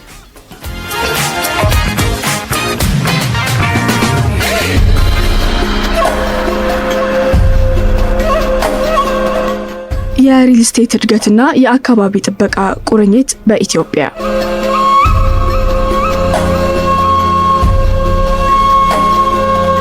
በኢትዮጵያ በዚህ ዘመን ፈጣን የከተማ መስፋፋት፣ ፈጣን የህዝብ ብዛት ጭማሪና የኢኮኖሚ እድገት በተመሳሳይ ጊዜ እያስተናገደች ትገኛለች። ከገጠር ወደ ከተማ የሚጎርፍ ፈጣን የህዝብ ፍሰት፣ የስራ ዕድልና የኑሮ መሻሻል ፍላጎት የከተሞችን እድገት እንዲፋጠን ድርሻውን በማበርከት ላይ ይገኛል። በዚህ ሂደት ውስጥ የሪል ስቴት ዘርፍ እንደ አንድ ዋና የልማት እንቅስቃሴ ተወስዶ በኢኮኖሚ ውስጥ የራሱን ጉልህ ድርሻ የሚጫወት የልማት መስክ ነው። መኖሪያ ቤቶች፣ ንግድ ህንፃዎች፣ ኢንዱስትሪያል ፓርኮች፣ የቢሮ ህንፃዎችና የአገልግሎት ተቋማት በብዛት መገንባታቸው ለኢኮኖሚ እድገት፣ ለስራ ፈጠራና ለሀገሪቱ ገቢ መጨመር አስፈላጊውን አስተዋጽኦ ቢያደርግም ይህ ፈጣን የግንባታ እንቅስቃሴ ከተገቢ የከተማ ፕላንና ከጠንካራ ክትትል ጋር ካልተከናወነ ከባድ አካባቢያዊና ማህበራዊ ተጽዕኖ ሊያመጣ እንደሚችል ይታመናል። በተለይ በወጉ ቁጥጥር የማይደረግበት የከተማ መስፋፋት የግብርና መሬትን መቀነስ፣ የተፈጥሮ ሀብቶች ማውደምና ማጥፋትን፣ የውሃ ምንጮች መድፈንና የአረንጓዴ ቦታዎች መመናመንን አብዝቶ ያስፋፋል። በተያያዘም ዝቅተኛ የግንባታ ጥራት፣ የመሬት ናሙና አለመገምገምና የደህንነት መመሪያዎችን አለመከተል የህዝብ ጤናና ደህንነትን በቀጥታ እንደሚጎዳ የታወቀ ነው። ስለዚህ የሪል ስቴት ዘርፍ በኢትዮጵያ ለኢኮኖሚ እድገት እንደ መልካም እድል ብቻ ሳይታይ ከአካባቢ ጥበቃና ከህዝብ ደህንነት ጋር የተያያዘ የፖሊሲና የልማት ጉዳይ መሆኑ ማወቅ ያስፈልጋል። ይህም ጠንካራ የከተማ ፕላን፣ ተግባራዊ የአካባቢ ተጽዕኖ ግምገማና ዘላቂ የልማት አቀራረብ መከተል እንደሚያስፈልግ ይጠቁማል። በዚህ አጭር ዘገባም እነዚህና መሰል ርዕሰ ጉዳዮችን እንዳስሳለን። የመረጃ ምንጮቻችንም የዓለም ባንክ፣ ኢትዮጵያ የከተሞች ግምገማ ሪፖርት፣ የማዕከላዊ የስታቲስቲክስ አገልግሎት የስነ ህዝብና የከተማ ሪፖርት፣ የተባበሩት መንግስታት የአካባቢ ጥበቃ ፕሮግራም፣ የአፍሪካ ከተሞች እና የአካባቢ ዘላቂ ሪፖርት፣ የኢትዮጵያ የአካባቢ ጥበቃ አዋጅና ሌሎች ጽሑፎች ናቸው። አብራችሁን ቆዩ።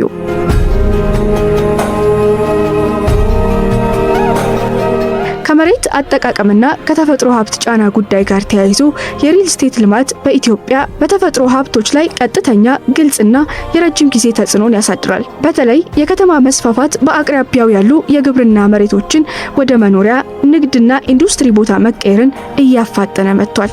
ይህ ሁኔታ የምግብ ዋስትናን በቀጥታ የሚነካ ሲሆን የገጠር ኢኮኖሚን እና የአርሶ አደርን ኑሮ እያደናቀፈም ይገኛል። ከዚህ ጋር ተያይዞ የዱር መጥፋትና የተፈጥሮ አረንጓዴ ቦታዎች መቀነስ በከተሞች ዙሪያ እጅግ የተስፋፋ ችግር ሆኗል። ጫካና አረንጓዴ ቦታዎች የአየር ንጽህናን ዝውውር በማሻሻል የካርቦን ጭማሪን በመቀነስና የአየር ሙቀትን በመመጠን ምቹ ምህዳርን ይፈጥራሉ።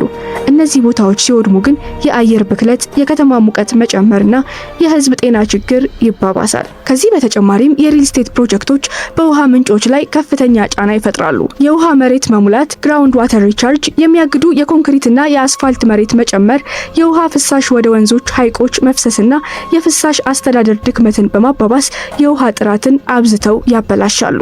ይህ በተለይ በአዲስ አበባ፣ በአዳማ፣ በሐዋሳና በመቀሌ እንደሚታይ በከተሞች ዙሪያ ያሉ ወንዞችና የውሃ ምንጮች መበከልን አስከትሏል። በአጠቃላይ የመሬት አጠቃቀም ያለ አግባብ መለወጥና የተፈጥሮ ሀብቶች ላይ የሚደርስ ጫና የአካባቢ ኢኮሎጂካል ሚዛንን እያዛባ ሲሆን የአየር ንጽህናን፣ የውሃ ጥራትንና የህዝብ ጤናን በአጠቃላይ ያበላሻል። ስለዚህ የሪል ስቴት ልማት ከተገቢ የመሬት አጠቃቀም ፕላን፣ ከአካባቢ ጥበቃ መመሪያዎችና ከዘላቂ የከተማ ዲዛይን ጋር አሰናስሎ መፈጸምና ማስፈጸም ከትውልድ ወደ ትውልድ የሚተላለፍ ጉዳትን መቀነስና ማስወገድ መሆኑ ግልጽ ነው። ይህ ከታመነበት ዘንዳ የአካባቢ ተጽዕኖ ግምገማ እዚህ ጋር ማንሳት አስፈላጊ ይሆናል። የአካባቢ ተጽዕኖ ግምገማ አስፈላጊነት በኢትዮጵያ የሪል ስቴትና የትልቅ ግንባታ ፕሮጀክቶች ላይ በህግ የተደነገገ ሂደት ነው። ይህ ሂደት ፕሮጀክቶች ከመጀመራቸው በፊት በአካባቢ በሰው ጤናና በማህበራዊ ህይወት ላይ የሚያመጡትን አደጋና ተጽዕኖ በሳይንሳዊ መንገድ እንዲመዘን ያስገድዳል። በዚህ መንገድ የልማት ፍላጎት ከአካባቢ ጥበቃ ጋር ተመጋጋቢ እንዲሆንም ያግዛል። በኢትዮጵያ የአካባቢ ተጽዕኖ ግምገማ ስርዓት መሰረቱ ህዳር 24 ቀን 1995 ዓመተ ምህረት የጸደቀው የአካባቢ ተጽዕኖ ግምገማ አዋጅ ቁጥር 299 ህዝባር 1995 ላይ የተመሰረተ ሲሆን ማንኛውም ትልቅ የህንፃ፣ የመንገድ፣ የኢንዱስትሪ ወይም የመሬት ልማት ፕሮጀክት ከመፈጸሙ በፊት የአካባቢ ፍቃድ ማግኘት እንዲገባው ይደነግጋል። ይህ ህግ የአየር፣ የውሃ፣ የመሬትና የማህበራዊ አካባቢ ጥበቃን በአንድ ማዕቀፍ ውስጥ ለመዳሰስም ይሞክራል። የአካባቢ ተጽዕኖ ግምገማ አዋጅ የሚያካትታቸው ዋና ዋና ክፍሎች የፕሮጀክት መግለጫዎች፣ የአካባቢ ሁኔታ ጥናት፣ የሚፈጠሩ አደጋዎች መገምገም፣ የመከላከያና የመቀነሻ እርምጃዎች እንዲሁም የክትትል እቅድ ናቸው። በተጨማሪም የህዝብ ተሳትፎ አስፈላጊው አካል ሲሆን በፕሮጀክቱ የሚጎዱ ማህበረሰቦች አስተያየታቸውን እንዲሰጡ መድረክ ይፈጥራል። ይህ ሂደት አላስፈላጊ ግጭቶች እንዳይፈጠሩና የታሰቡ ፕሮጀክቶች ተቀባይነት እንዲኖራቸው ይረዳል። ነገር ግን በተግባር የአካባቢው ተጽዕኖ ግምገማ አፈጻጸም ብዙ ችግሮች ያጋጥሙታል። የተቋማት የሰው ኃይል፣ የቴክኒክ አቅም ውስንነት፣ የፖለቲካና የኢኮኖሚ ጫና፣ የክትትል ድክመትና አንዳንድ ጊዜ የህግ አፈጻጸም ዝቅተኛ መሆን ብዙ ፕሮጀክቶች ያለበቂ ግምገማ እንዲፈጸሙ አድርጓቸዋል። ይህም የውሃ ብክለት፣ የመሬት መጥፋት፣ የማህበረሰብ መፈናቀልና ማህበረሰብ አቀፍ የጤና ችግር እንዲከሰት አስችሏል። ስለዚህ የአካባቢ ተጽዕኖ ግምገማ ስርዓትን ማጠናከር፣ የክትትል ተቋማትን አቅም ማሻሻል፣ ግልጽነትን ማረጋገጥና የህዝብ ተሳትፎን ማበረታታት በኢትዮጵያ ዘላቂ የሪል ስቴት ልማት ለማረጋገጥ አማራጭ ሳይሆን ግዴታ መሆኑ አስፈላጊነቱ የጎላ ነው።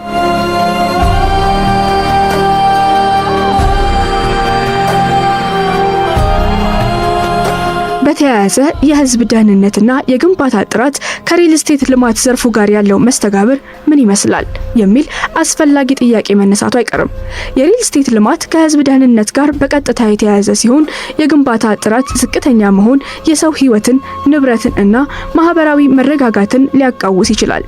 በከተሞች ውስጥና በአዳዲስ የመኖሪያ ስፍራዎች የሚገነቡ ህንፃዎች በቴክኒክ መመሪያዎች እና በህጋዊ መስፈርቶች መሰረት ካልተገነቡ ከፍተኛ የአደጋ ምንጭ ከመሆን አይተርፉም። ለዚህም 3 ማሳያዎችን መጥቀስ ይቻላል። የመጀመሪያው የግንባታ መመሪያዎችን አለመከተል በተለይ በፈጣን የከተማ መስፋፋት ያሉ አካባቢዎች የሚገኝ ችግር ነው። የህንፃ ኮድ ያልተከተሉ ግንባታዎች የመሬት መንቀጥቀጥ፣ የእሳት አደጋ፣ የጎርፍና የመሬት መንሸራተት ሊከሰቱ የሚችሉባቸውና የማይችሉባቸውን ጥናቶች ሳያከናውኑ ከተገነቡ የተፈጥሮ አደጋዎችን የመጋፈጥ ጉልበታቸው ደካማ ይሆናል። ይህም በተለይ በበርካታ ሰዎች ህይወትና ንብረት ላይ የሚደርሰው አደጋ ዘግናኝ ያደርገዋል። ሁለተኛ፣ ዝቅተኛ የህንፃ ግንባታ ጥራት መጠቀም የግንባታ ደህንነትን በቀጥታ ይነካል። ያልተገነቡ የብረት መዋቅሮች፣ ዝቅተኛ ጥራት ያለው ሲሚንቶና ደረጃቸውን ያልጠበቁ የግንባታ ዕቃዎች በጊዜ ሂደት ህንፃዎቹን ደካማ በማድረግ ድንገታዊ የመፍረስ አደጋ እንዲከሰት ያደርጋሉ። ይህ የኢኮኖሚ ኪሳራ ብቻ ሳይሆን የሰው ህይወትን ጨምሮ ከፍተኛ ጉዳት ላይ ይጥላል። ሶስተኛ፣ የመሬት ተገንቢነት ወይም ጂኦቴክኒካል ሲዩቴቢሊቲ አለመገምገም በተለይ በከተማ ዙሪያ በሚገኙ አዳዲስ የግንባታ ስፍራዎች ራሱን የቻለ ተግዳሮት ነው። የመሬት ጥናት ሳይካሄድ የተገነቡ ህንፃዎች በጎርፍ፣ በመሬት መንሸራተት ወይም በመሬት መንቀጥቀጥ ጊዜ በቀላሉ ሊጎዱ ይችላሉ። ይህ አደጋ በህዝብ ህይወት ላይ እጅግ ከባድ ተጽዕኖ ያሳድራል። በዚህ ሁኔታ የከተማ ፕላንና የህንፃ ኮድ በጥብቅ መተግበር፣ የግንባታ ቁጥጥርን ማጠናከር፣ የንጥረ ነገር ጥራት ክትትል ማድረግ እና የባለሙያ ሙያዊ ኃላፊነትን መወጣት ከሪል ስቴት ልማት ዘርፉ ጋር ተያይዞ የህዝብ ደህንነት ለማረጋገጥ ዋና መሰረቶች ናቸው። እንዲሁም የአደጋ መከላከያ እና የአደጋ ዝግጅት አቀራረቦችን በግንባታ ዘርፍ ውስጥ ማካተት አስፈላጊነቱ አያጠራጥርም። በአጠቃላይ የግንባታ ጥራትና የህዝብ ደህንነት የማይለያዩ ጉዳዮች ሲሆኑ የሪል ስቴት ልማት በህጋዊ በቴክኒክ እና በሙያዊ መስፈርቶች መመራት ካልቻለ የከተማ ልማት ከመፍትሄ አማራጭነት ወደ አደጋ አምጪነት ሊቀየር ይችላል።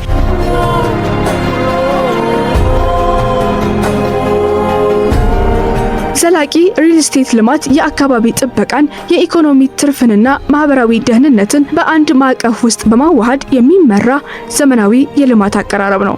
ይህ አቀራረብ የከተማ እድገት ያመጣውን አካባቢያዊና ማህበራዊ ችግር ለመቀነስ ሲሞክር፣ በተመሳሳይ ጊዜ ለባለሀብቱ፣ ለመንግስትና ለማህበረሰብ የረጅም ጊዜ ትርፍ ያመጣ የመፍትሄ አካልም ጭምር ሲሆን ይታያል። በሀገራችን እንደ አሁናዊ ሁኔታ ዘላቂ ሪል ስቴት ልማት አሁንም በመጀመሪያ ደረጃ ላይ ቢገኝም በፖሊሲ በህግና በግንዛቤ ደረጃ በመደገፍ ወደ ዋና የከተማ ልማት አቅጣጫ መቀየር ይችላል። የመንግስት ማበረታቻዎች፣ የግብር ቅናሽ፣ የፋይናንስ ድጋፍና የግንባታ መመሪያዎችን ማዘመን በዚህ ሂደት ዋና ሚና ይጫወታሉ። በአጠቃላይ የሪል ስቴት እድገት በኢትዮጵያ የኢኮኖሚ እድገትን የሚነዳ ዋና ሞተር መሆኑ አይካድም። የመኖሪያ ቤት እጥረትን ማቃለል፣ የስራ ዕድል መፍጠር፣ የመንግስት ገቢን መጨመርና የከተማ መሰረተ ልማትን ማሻሻል ያሉ አስፈላጊ ኢኮኖሚያዊ ጥቅሞች በዚህ ዘርፍ በግልጽ ይታያሉ።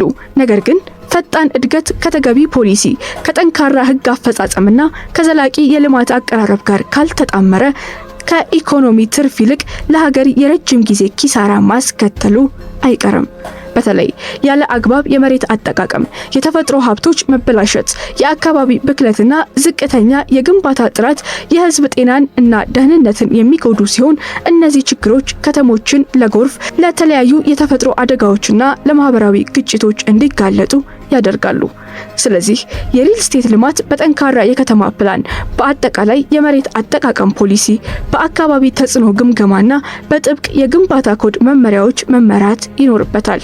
ተግባራዊ ክትትል፣ የባለሙያ ተጠያቂነትና የህግ አፈጻጸም መጠናከር ካልተበረታታ የረጅም ጊዜ የተናጠል ልማት ማህበራዊና አካባቢያዊ ጉዳት መፍጠሩ የማይቀር ይሆናል። በተጨማሪም ዘላቂ ሪል ስቴት አቀራረብ መከተል የአካባቢ ጥበቃን ብቻ ሳይሆን የህዝብ ደህንነትን፣ የኢኮኖሚ አቅምንና የከተማ ኑሮ ጥራትን በአንድ ላይ የሚያሻሽል ሁነኛ መንገድ ነው። ይህ በረጅም ጊዜ የመንግስትን ወጪ በመቀነስ የተፈጥሮ አደጋ ጉዳትን በመገደብ ከተሞችን ለወደፊት ትውልድ የሚቆዩ ያደርጋል። በመጨረሻ በኢትዮጵያ የሪል ስቴት እድገት ስኬት መመዘኛው የተገነቡ ህንፃዎች ብዛት ብቻ ሳይሆን እነሱ ለሰው ህይወት፣ ለአካባቢና ለኢኮኖሚ የሚያመጡት ዘላቂ ጥቅም መሆኑን ልብ ማለት ያስፈልጋል። ስለዚህ ጠንካራ ህግ፣ ውጤታማ ክትትልና ዘላቂ የልማት አቀራረብ መከተል ለኢትዮጵያ የዘላቂ ከተማ ልማት አማራጭ ሳይሆን የማይቀር ግዴታ መሆኑን ልናሰምርበት እንወዳለን።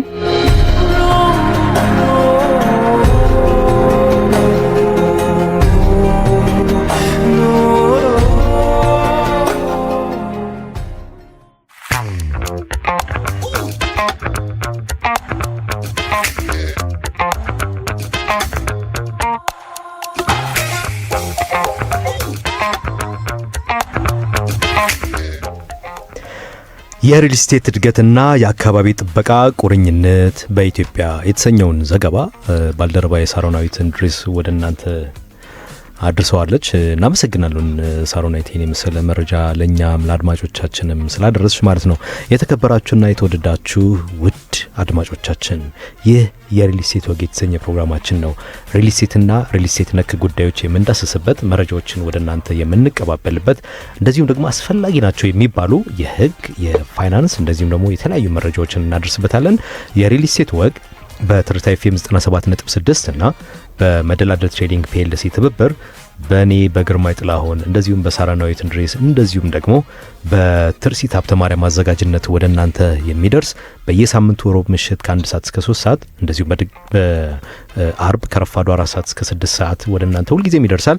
ሀሳብ አስተያየቶቻችሁ ይገነባናል፣ ያሳድገናል፣ ያላየናቸውን አቅጣጫዎች እና መንገዶች ይጠቁመናል እና ሁልጊዜም ከኛ ጋር እንደምትሆኑ ተስፋችን የበዛ ነው። 0116663582 የቀጥታ የስቱዲዮ ስልኮቻችን ናቸው። እንደዚሁም ደግሞ በአጭር የጽሁፍ መልእክት ማድረስ ከፈልጋችሁ 0948039769 ላይ ታገኙናላችሁ። የእናንተን ሀሳቦች፣ አስተያየቶች፣ መልእክቶች፣ ጥቆማዎች ለመቀበል ሁልጊዜም ዝግጁ ነን። ሳሮናይት እስካሁን አድማጮቻችን እንግዲህ አብረውን እንደሆኑ በተለያየ መንገድ እየገለጹልን ነው። የተወሰኑ መልእክቶች እጅ ላይ ያለው እውነት ነው። ሁለቱን ወደ እናንተ ላድርሳችሁ። አብራችሁን ስላላችሁ እናመሰግናለን። ሀሳብ አስተያየታችሁን እያጋራችሁን ስለሆነ ምሽታችሁን ስለሰጣችሁን ከልብ እናመሰግናለን። እኔ ጋር በ0914 ጀምሮ በ66 የሚያልቅ ስልክ ጥምቀትን ያከበርኩት ወልቂጤ ነበር። አሁን አዲስ አበባ ነው ያለሁት። ፕሮግራማችሁን እየተከታተልኩኝ ነው። ስለ ሪል ስቴት መረጃ ስለምታደርሱን እናመሰግናለን ብላናለች አድማጫችን። አንድ አድማጫችን ደግሞ በ0911 ጀምሮ በ98 የሚያልቅ ስልክ ፕሮግራማችሁን እያዳመጥኩ ነው፣ እየተከታተልኩ ነው፣ በርቶልን። ነገር ግን የሪል ስቴት ሳምንታዊ ገበያ ዳሰሳን ብትደግሙልን ብሎናል ግርማይ። እንደሱ አይነት ተመሳሳይ መረጃ እኔ ጋርም አለ። አሁን የገባልኝ ያለ ቴክስ ያየሁት ነውና ምናልባት አድማጮቻችን ዘጌት ብለው ሬዲዮኖቻቸውን ከከፈቱ ሁልጊዜ ያለ ነው እዚህ አድማጮቻችንን ፍላጎት ለማርካትና መረጃዎችን ለማቀበል እስከሆነ ድረስ ምናልባት ብንደግመው አይከፋም ብዬ አስቤያለሁ። ለምን አንደግምላቸውም? ደስ ይለናል። ድጋሚ አዲስ አበባን ለመዞር ጫማችሁን ጠበቅ አድርጋችሁ እሰሩና እስኪ እንሻገር። ደግሞ በጣም ጥሩ የሪል ስቴት ሳምንታዊ የገበያ ዳሰሳ እንግዲህ የመኖሪያ ቤት ሳምንታዊ የገበያ ዳሰሳና የንግድ ሱቆች የገበያ ዳሰሳን ነው የምናስቃኛችሁ። በነገራችን ላይ ይህ ከባለፈው ወር ጋር በእጅጉ ተመሳሳይ ነው ከተወሰኑ ማስተካከያዎች በስተቀር። እንግዲህ ወደ መኖሪያ ቤት ሳምንታዊ የገበያ ዳሰሳ እንሄድ። በካሳንችስ አካባቢ ባሉ ሳይቶች በካሬ ሜትር ከ89815 ብር እስከ 198605 ብር ድረስ እየተሸጡ ነው። ቦሌ ደንበል ነው የሚሻለው ካላችሁ ደግሞ በቦሌ ደንበል ከ119 ብር እስከ 160 ብር ድረስ ካወጣችሁ አለው ብሏቸዋል። ወደ አያት በቀጥታ ሄደናል። አያት አካባቢ ባሉ ሳይቶች በካሬ ሜትር ከ110 ብር እስከ 196581 ብር ድረስ እየተሸጡ ነው።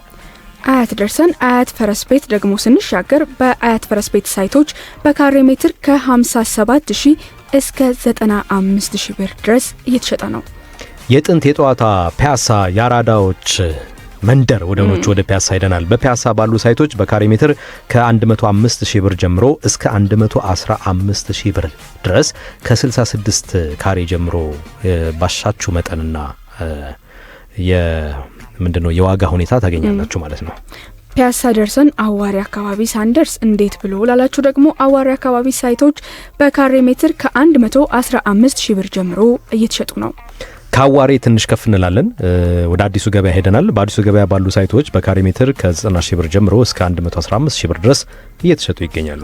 እንደው ማን እንደመገናኛ አካሉ ደግሞ በመገናኛ አካባቢ ሳይቶች በካሬ ሜትር ከ105 ብር ጀምሮ ለእናንተ ተዘጋጅቷል። መገናኛ ደርሼ ትንሽ እስኪ እንደሌላ አማራጭ ወደ ሳር ቤት ልሄድና በሳር ቤት ባሉ ሳይቶች ምን ያህል ይሆኑ የሚለውን ጥያቄ ደግሞ ለመመለስ በቀጥታ ወደ ሳር ቤት እንሄዳለን። በሳር ቤት ባሉ ሳይቶች በካሬ ሜትር ከ115 ብር ጀምሮ እስከ 130 ብር ድረስ እየተሸጡ ነው። ሳር ቤት ደርሰን ገርጂን ሳናይ ካላችሁ ደግሞ ገርጂ መብራት ኃይል አካባቢ ሳይቶች ከ115 እስከ 150 ብር ድረስ ተዘጋጅቷል። በቀጥታ ወደ ሸጎሌ ተስፈንጥረን እንሄዳለን። በሸጎሌ አካባቢ ባለው ሳይቶች በካሬ ሜትር ከ95 ብር ጀምሮ እስከ 105 ብር ይሸጣሉ።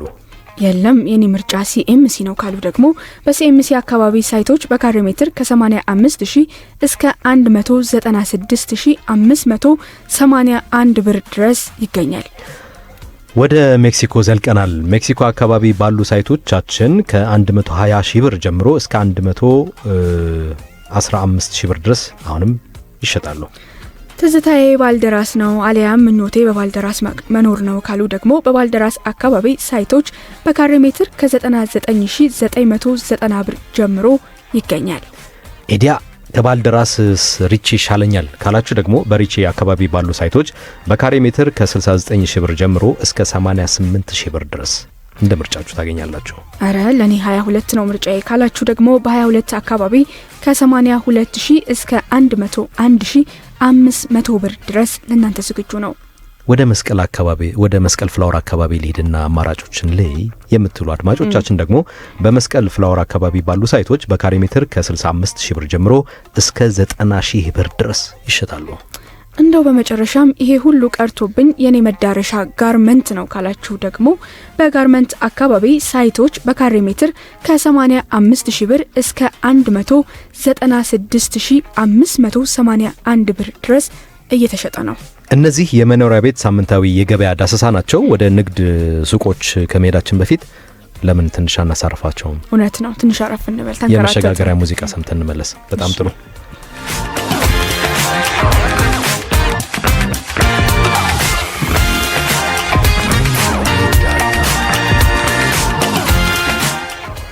የንግድ ሱቆችን ሳምንታዊ ገበያ ዳሰሳውን ስንመለከት የወለል ሱቆች ከ115000 ብር ጀምሮ እስከ 180000 ብር ድረስ፣ አንደኛ ወለል ላይ የሚገኙ ሱቆች በ151800 ብር ይገኛል። ሁለተኛ ወለል ላይ ባሉ ሱቆች ደግሞ ከ139150 ብር ጀምሮ ይሸጣሉ።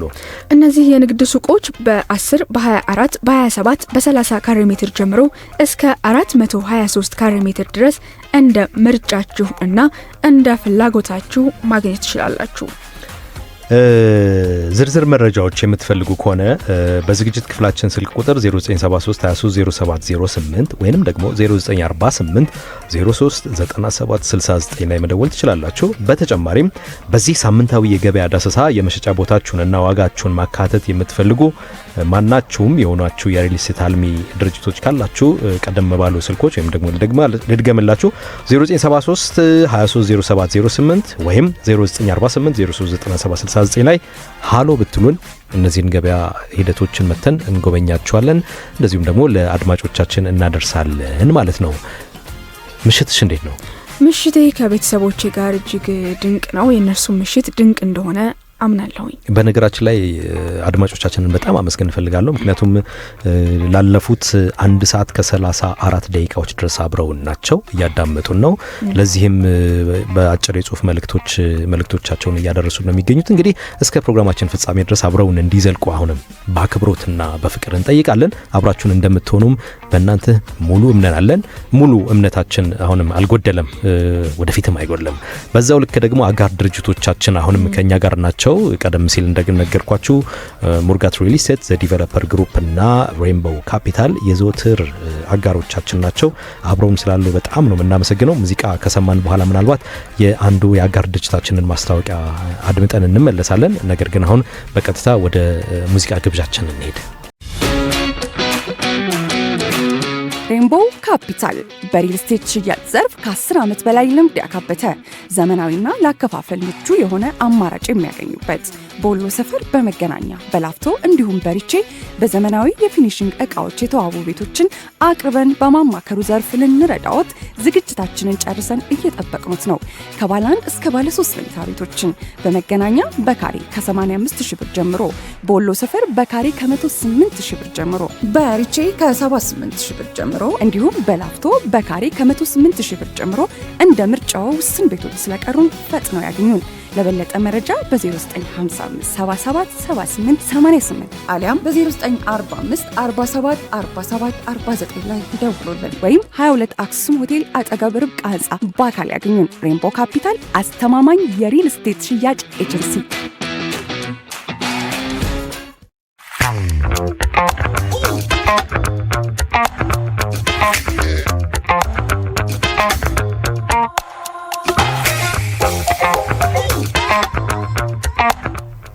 ቀደም ሲል ያዳመጣችሁት የአጋር ድርጅታችን የሬንቦው ካፒታል ማስታወቂያ ነበር። በሪል ስቴት ሽያጭ ዘርፍ ከ10 ዓመት በላይ ልምድ ያካበተው ለዘመናዊና ለአከፋፈል ምቹ የሆነ አማራጭ የሚያገኙበት በወሎ ሰፈር በመገናኛ በላፍቶ እንዲሁም በሪቼ በዘመናዊ የፊኒሺንግ እቃዎች የተዋቡ ቤቶችን አቅርቦ በማማከሩ ዘርፍ ሊረዳው ዝግጅታቸውን ጨርሰው እየጠበቁት ነው። ሬንቦው ካፒታል ከባለ 1 እስከ ባለ 3 መኝታ ቤቶች በመገናኛ በካሬ ከ85,000 ብር ጀምሮ፣ በወሎ ሰፈር በካሬ ከ108,000 ብር ጀምሮ፣ በሪቼ ከ78,000 ብር ጀምሮ እንዲሁም በላፍቶ በካሬ ከ108,000 ብር ጀምሮ እንደ ምርጫው ውስን ቤቶች ስለቀሩ ፈጥነው ያገኟቸው። ለበለጠ መረጃ በ0955777888 ወይም ደግሞ በ0945474749 ይደውሉላቸው አሊያም 22 አክሱም ሆቴል አጠገብ ርብቃ ህንጻ መጥተው ያገኙን። መልካም ቆይታ ይሁንላችሁ ይላል ሬንቦው ካፒታል ማለት ነው። እውነት ነው ግርማዬ። ዘግየት ብላችሁ የሬዲዮ ሞገዳችሁን ለከፈታችሁ የሬዲዮ ጣቢያው 97.6 ትርታ ኤፍኤም ነው። ፕሮግራሙ ደግሞ ስለ ሪል ስቴትና ሪል ስቴት ነክ ጉዳዮች የሚወሩበት የሪል ስቴት ወግ የተሰኘው ፕሮግራማችን ነው። ሙዚቃ ለስለስ ያለ ሙዚቃ አድምጠን የአጋር ድርጅታችንን ማስታወቂያ ተከታትለን ተመልሰን ተገናኝተናል። ግርማዬ አሁን ወደ ምንድነው የምናልፈው? አሁን በቀጥታ ወደ ምናልፈው እንግዲህ የሪል ስቴት ልማትና የማይንቀሳቀስ ንብረት ግብይትና ግመታ አዋጅ ቁጥር 1357/2017 ነው። ምናልባት ከመሸጋገሪያ ሙዚቃ በኋላ ተመልሰን እንመጣለን ማለት ነው።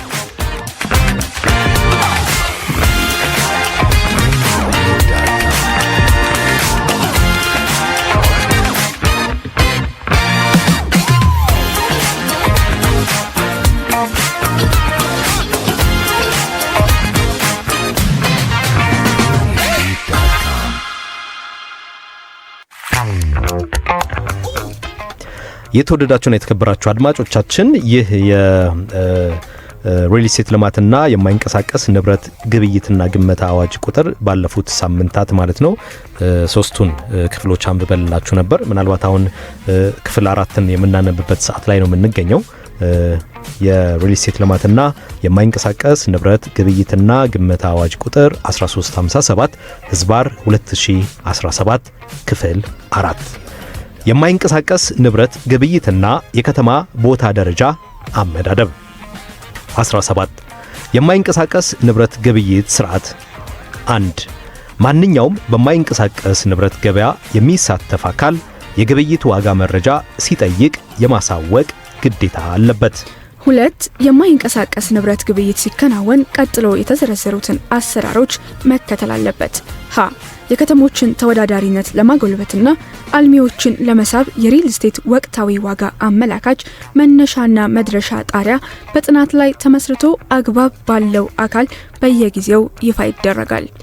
ለ በዚህ አንቀጽ ፊደል ተራ ሀ የተደነገገው እንደተጠበቀ ሆኖ ማንኛውም የሪል ስቴት ሻጭና ክራይ የንብረቱን የዋጋ መግለጫ አግባብ ያለው አካል በሚወስነው መሰረት በግልጽ ማስታወቅ አለበት። ሐመርሃ በገማች የማይንቀሳቀስ ንብረት ዋጋ ነው ተብሎ የቀረበው ማስረጃ በየደረጃው በጥናት ከተጠቀመው የገበያ አመላካች የዋጋ መነሻና ጣሪያ የተለየ ከሆነ በሚመለከተው አካል ማጣራት ተደርጎ የማስተካከያ ስራ መሰራት አለበት። ዝርዝሩ በደንብ ይወሰናል። መ የማይንቀሳቀስ ንብረት በገበያ የተሸጠ ወይም የተከራየ ንብረት ዋጋ ነው ተብሎ የተመዘገበው ዋጋ በመብት ጥያቄ ወቅት ለካሳ፣ ለዋስትና ማስያዣነት፣ ለሀብት ክፍፍልና መሰል ጉዳይ የንብረቱ ግምት ተብሎ ሊወሰድ ይችላል። ሰ አንድ መብት ጠያቂ የንብረት ዋጋ ተብሎ በመነሻ ከተመዘገበው መረጃ ውጪ አግባብ ባለው አካል በጥናት የደረሰበት የንብረት ዋጋና የግሽበት ለውጥ ሲኖር ማስተካከያ ያደርጋል። ረ የንብረት ዝውውሩ በተከናወነበት ወቅት ከገዢ የባንክ ሂሳብ የወጣና ለሻጭ ገቢ የተደረገ መጠን ለምዝገባ ከቀረበው የተለየ ከሆነ አግባብ ያለው አካል ተዋዋይ ወገኖች ለልዩነቱ ማስረጃ እንዲያቀርቡ መጠየቅ ይችላል። ሰ ተዋዋይ ወገን ያቀረበው ማስረጃ አሳማኝ ካልሆነ አግባብ ያለው አካል ተዋዋይ ወገኖች ለፈጸሙት የማጭበርበር ሙከራ ወይም ድርጊት በሕግ አግባብ ተጠያቂ ማድረግ አለበት። ተራ ቁጥር 3 አግባብ ያለው አካል የማይንቀሳቀስ ንብረት የሽያጭ የኪራይ ዋጋ ጥናት እያደረገ ውጤቱን ድረገጽ ወይም ሌሎች የመረጃ ማሰራጫ ዘዴዎች በመጠቀም ለሕዝብ ይፋ ማድረግ አለበት። ተራ ቁጥር 4 የሪል ስቴት ልማትና የማይንቀሳቀስ ንብረት ግብይትና ግመታ ስርዓት ግልጽነት ለማረጋገጥ በዚህ አዋጅ የተጠቀሰው በክልላዊና ሀገር አቀፍ ድረገጽ የማስተዋወቅ ወይም ይፋ ማድረግ እምቅ ተፈጥሮ ወደ ትግበራ እስኪገባ እስከ 4 ዓመት ድረስ ማስታወቂያ መውጣቱ ስራ የሚከናወነው ሀገር አቀፍ ስርጭት ባለው ጋዜጣ ይሆናል። 5 የማይንቀሳቀስ ንብረት ገበያ አገበያይ ወይም በንብረት አስተዳዳሪነት የሚሳተፍ አካል ተፈላጊው የትምህርት ዝግጅትና የሙያ ስነ ምግባር ያሟላ መሆን አለበት። 6 የዚህ አንቀጽ ዝርዝር አፈጻጸም ይህን አዋጅ ለማስፈጸም በሚመጣ ደንብ ይወሰናል። 18 ስለ ገበያ ጥናት አካሄድ 1 ለማይንቀሳቀስ ንብረት ዋጋ የገበያ ጥናት ሲደረግ የአካባቢው የንብረት ሽያጭና ግዢ ወቅታዊ የገበያ ዋጋ መሰረት ያደረገ መሆን አለበት። 2 በዚህ አንቀጽ ንዑስ አንቀጽ 1 የተጠቀሰው እንደተጠበቀ ሆኖ የማይንቀሳቀስ ንብረት ለመገመት በገበያ ዋጋ ጥናት መዳሰስ የሚኖርባቸው ዝርዝር መነሻዎች ሀ በመንግስት የመረጃ ቋት ተመዝግቦ የሚገኘው የንብረቱ ግምት ዋጋ ለ በኢትዮጵያ ስታቲክስ አገልግሎት የሚዘጋጅ ወቅታዊ የአካባቢው ንብረት ነጠላ ዋጋ ሐመርሃ ወቅታዊ የዋጋ ግሽበት መ ሀገራዊ የኢኮኖሚ እድገት ምጣኔና ዓመታዊ የምርት እድገት እንዲሁም ሰ የማይንቀሳቀስ ንብረት መገኛ ቦታ 19 ስለ ከተማ ቦታ ደረጃ አመዳደብ 1 የከተሞች ፍረጃና የቦታ ደረጃ መስፈርት በሚኒስትሩ የሚወሰን ይሆናል። 2 ክልሎች በሚወጣው መስፈርት መሰረት ከተሞች እንደተሰጣቸው ፈርጅና እያንዳንዱ አካባቢ እንዳለው የመሰረተ ልማት ወጪና የዋጋ ልዩነት የከተማቸውን የቦታ ደረጃ ማውጣት አለባቸው። የቦታ ደረጃ ሰንጠረዥና ካርታ ለሕዝብ ግልጽ መደረግ አለበት። ስለ ቦታና ህንፃዎች አገልግሎት አመዳደብ 5 20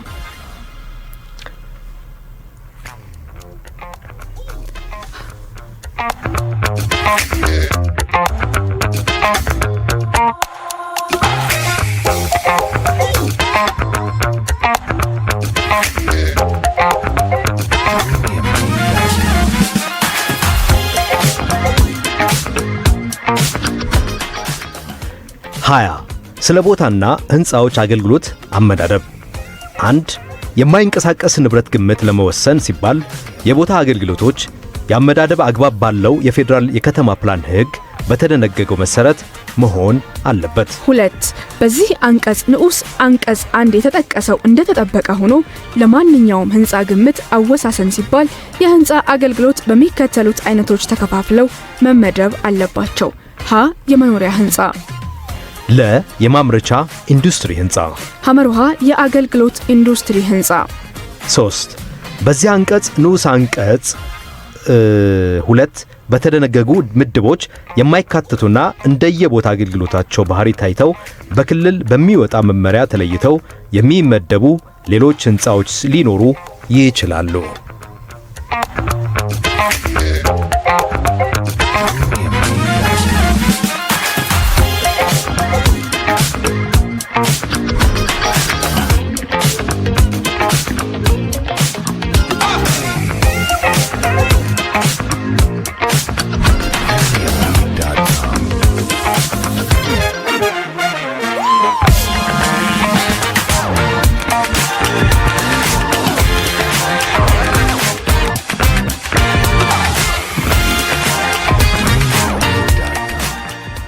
የሪል ስቴት ልማትና የማይንቀሳቀስ ንብረት ግብይትና ግመታ አዋጅ ቁጥር 1357 ዝባር 2017ን ቀደም ሲል ክፍል 4ን አንብበን እንላችኋል። የዛሬ ሳምንት ደግሞ ቀጣዩን ክፍል 5 እናነብላችኋለን ነው የሚሆነው። የተወደዳችሁና የተከበራችሁ አድማጮቻችን እንደዚህ ያለን እንግዲህ 50ኛው ደቂቃ ላይ እንገኛለን። እስካሁን የነበረሽ ቆይታ እንዴት ነው ሳሮን? እስካሁን የነበረኝ ቆይታ በእውነት እጅግ የተወደደ ነበር። ቤተሰቦቻችን በስልክ መስመሮቻችን ለመታደርሱን ጠንከር ያሉ አስተያየቶች፣ የሚያበረቱ ሀሳቦቻችሁ ከልብ እናመሰግናለን። እንዲሁም በአጭር የጽሁፍ መልእክት መቀበያችን ስለመታደርሱን ገንቢ አስተያየት በሙሉ ከልብ እናመሰግናለን። አስተያየታ ማድረጋችሁ ያበረታናል እንላለን። የዛሬው ፕሮግራም እንግዲህ በእኔ በግርማይ ጥላሁንና በባልደረባዬ ሳሮናዊት እንድሪስ አማካኝነት የተዘጋጀ ፕሮግራም ነበር። የሪል ስቴት ወግ ሪል ስቴትና ሪል ስቴት ነክ ጉዳዮች የሚዳሰሱበት በትርታ ኤፍኤም 97.6 ትብብር እንደዚሁም ደግሞ በመደላደል ትሬዲንግ ፒኤልሲ በጋራ ትብብር ሁልጊዜም ሮብ ከ1 ሰዓት እስከ 3 ሰዓት እንደዚሁም አርብ ረፋድ ላይ ከ4 ሰዓት እስከ 6 ሰዓት አየር ላይ ይቀርባል። ምናልባት የቀረን እንግዲህ 9 ደቂቃዎች ናቸው የሚሆኑት። በእነዚህ 9 ደቂቃዎች ውስጥ አንድ የመጨረሻ መረጃ ነው የሚኖረን። ከመሸጋገሪያ ሙዚቃ በኋላ ይህንን መረጃ የምናቀርብላቸው ነው የሚሆነው። አብራችሁን ቆዩ።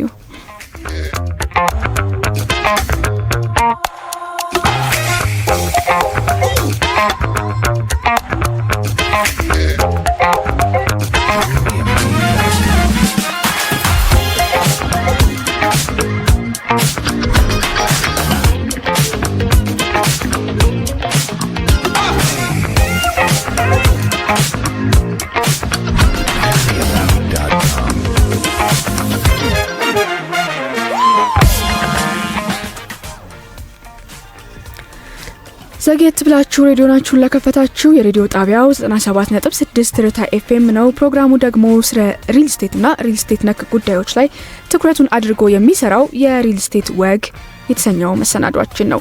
ወደ መጨረሻዎቹ ደቂቃዎቻችን ደርሰዋል። የመጨረሻው መሰናዶ የሚሆነው በኢትዮጵያ የሪል ስቴት ዘርፍ ውስጥ የተአማኒነት ችግር ተጽዕኖዎችንና የመፍትሄ አቅጣጫዎች ምን ይመስላሉ የሚለው ባልደረባዬ ግርማይ ጥላሁን ወደ እናንተ ላይ ደርሳችሁ ነው። አብራችሁን ቆዩ። በጣም አመሰግናለሁ ሳሮናዊት። እንግዲህ ፕሮግራም እየተዘጋጀ የሚገኘው ቀደም ሲል እንደተጠቀሰው ሪል ስቴትና ሪል ስቴት ነክ ጉዳዮች ብቻ ናቸው የሚዳሰሱበት። ይሄ የመጨረሻ ዝግጅታችን ነው የሚሆነው። በኢትዮጵያ ሪል ስቴት ዘርፍ ውስጥ የታማኝነት ችግር እንግዲህ በጣም ስር የሰደደ ነገር ነው። ከዚህ ጋር ተያይዞ ያሉ መንስኤዎች፣ ችግሮች፣ ተጽዕኖዎች እና የመፍትሄ አቅጣጫዎችን ለመግለጽ እንሞክራለን። በኢትዮጵያ የሪል ስቴት ዘርፍ በከተሞች ፈጣን እድገት፣ የህዝብ መጨመርና የመኖሪያ ቤት እጥረት ምክንያት በትልቅ ግፊት ውስጥ ይገኛል። ነገር ግን ዘርፉ ከኢኮኖሚያዊ እድገቱ ጋር ተመጣጣኝ የሆነ የተአማኒነት መጠን ማግኘት አልቻለም። የትንሽ ደስ የማይል ዜና ነው። እንግዲህ አድማጮቻችን በማህበረሰቡ ውስጥ የሪል ስቴት ኩባንያዎች አይታመኑም የሚል አመለካከት በሰፊው የተስፋፋ ሲሆን ይህ ዘገባ የዚህን እምነት እጥረት መነሻ ተጽዕኖና የመፍትሄ አቅጣጫዎችን በጥልቀት ለመመርመር ይሞክራል ማለት ነው። የታማኝነት ችግር መንስኤዎቹ ምንድናቸው ብለን ማየት ይኖርብናል። ከዚህ ጋር ተያይዞ እንግዲህ ምናልባት ወደ 3 የሚሆኑ ጉዳዮች አሉ። አንደኛው የተለያዩ ገዢ ደንበኞች የተሞክሮ ችግሮች ናቸው። ይህ ሲባል በተለያዩ ሚዲያዎችና ህዝባዊ ውይይቶች ላይ የሚነሱ ዋና ቅሬታዎች ቤት ለመስጠት መዘግየት፣ ከተፈራረመው ውል የሚለያይ የግንባታ ጥራትና አንዳንድ ጊዜ ፕሮጀክቶች ሙሉ በሙሉ አለመጠናቀቃቸው ጥቂቶቹ ናቸው። እነዚህ ተደጋጋሚ ተሞክሮችና ችግሮች በማህበረሰብ ደረጃ ገዢ ደንበኞች በሪል ስቴት አልሚው ዘንድ እምነት እንዳይኖራቸው እያደረጉ ቆይቷል ማለት ነው። ሌላው የህግና የቁጥጥር ክፍተት ነው። ባለሙያዎች እንደሚገልጹት በኢትዮጵያ የሪል ስቴት ዘርፍ ላይ የተወሰነ የተሟላ የደንበኛ ጥበቃ ህግ እጥረት አለ። የኩባንያ ፍቃድ፣ የፋይናንስ አቅምና የፕሮጀክት ትክክለኛነትን በተመለከተ በበቂ ደረጃ ለመቆጣጠሩ ለተጠያቂነት ክፍተት ፈጥሮ ነበር። አሁን ግን የሪል ስቴት ልማትና የማይንቀሳቀስ ንብረት ግብይትና ግመታ አዋጅ ቁጥር 1357/2017 ቀደም ሲል ያነበብነው ክፍል ማለት ነው የተሰኘ የህግ ማዕቀፍ ስላለ መሰል ችግሮች ይቀረፋሉ ብለን እናምናለን። በተጨማሪም የኢትዮጵያ የሪል ስቴት አልሚዎች ማህበር ከተቋቋመ በነገራችን ላይ 9ኛ ወር አስቆጥሯል።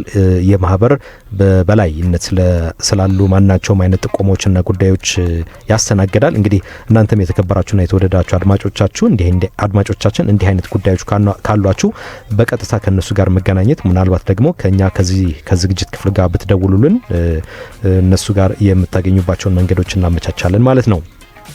ሶስተኛው የመረጃና ግልጽነት እጥረት ነው። ብዙ የሪል ስቴት ኩባንያዎች የፕሮጀክት እድገት፣ የገንዘብ አጠቃቀምና የጊዜ ሰሌዳ መረጃን በግልጽ አያቀርቡም። ይህ ሁኔታ የገዢዎች ጥርጣሬ ያበዛ ሲሆን ምን እየተካሄደ ነው የሚል ጥያቄ ያስነሳል። በሌላው ዓለም እንግዲህ ምናልባት የቀን ተቀን ሪፖርቶችም ሆኑ ሳምንታዊ ወይም ደግሞ ወርሃዊ የግንባታ መረጃዎች ለገዢ ደንበኞች የሚደርሱበት አካሄዳሉ። እኛ ግን ገና ለእንደዚህ አይነት ስርዓት አልታደልንም። ምናልባት ነገሮች መልካም ከሆኑ እንዲህ አይነት ስርዓቶች መዘርጋት ቢቻል ራሱን የቻለ የመፍትሄ መንገድ እንደሚሆን እንደሚሆን እናምናለን።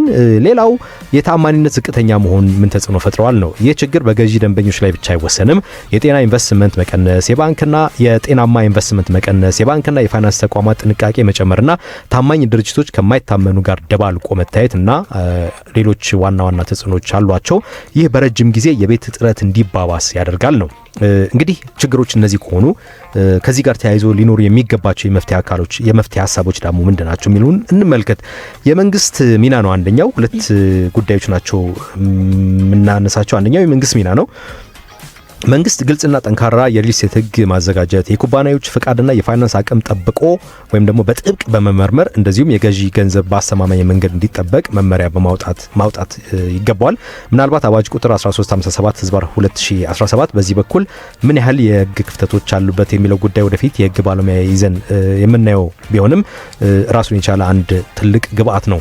ሌላው የሪል ስቴት አልሚው ሚናስ ምን ይሁን ነው።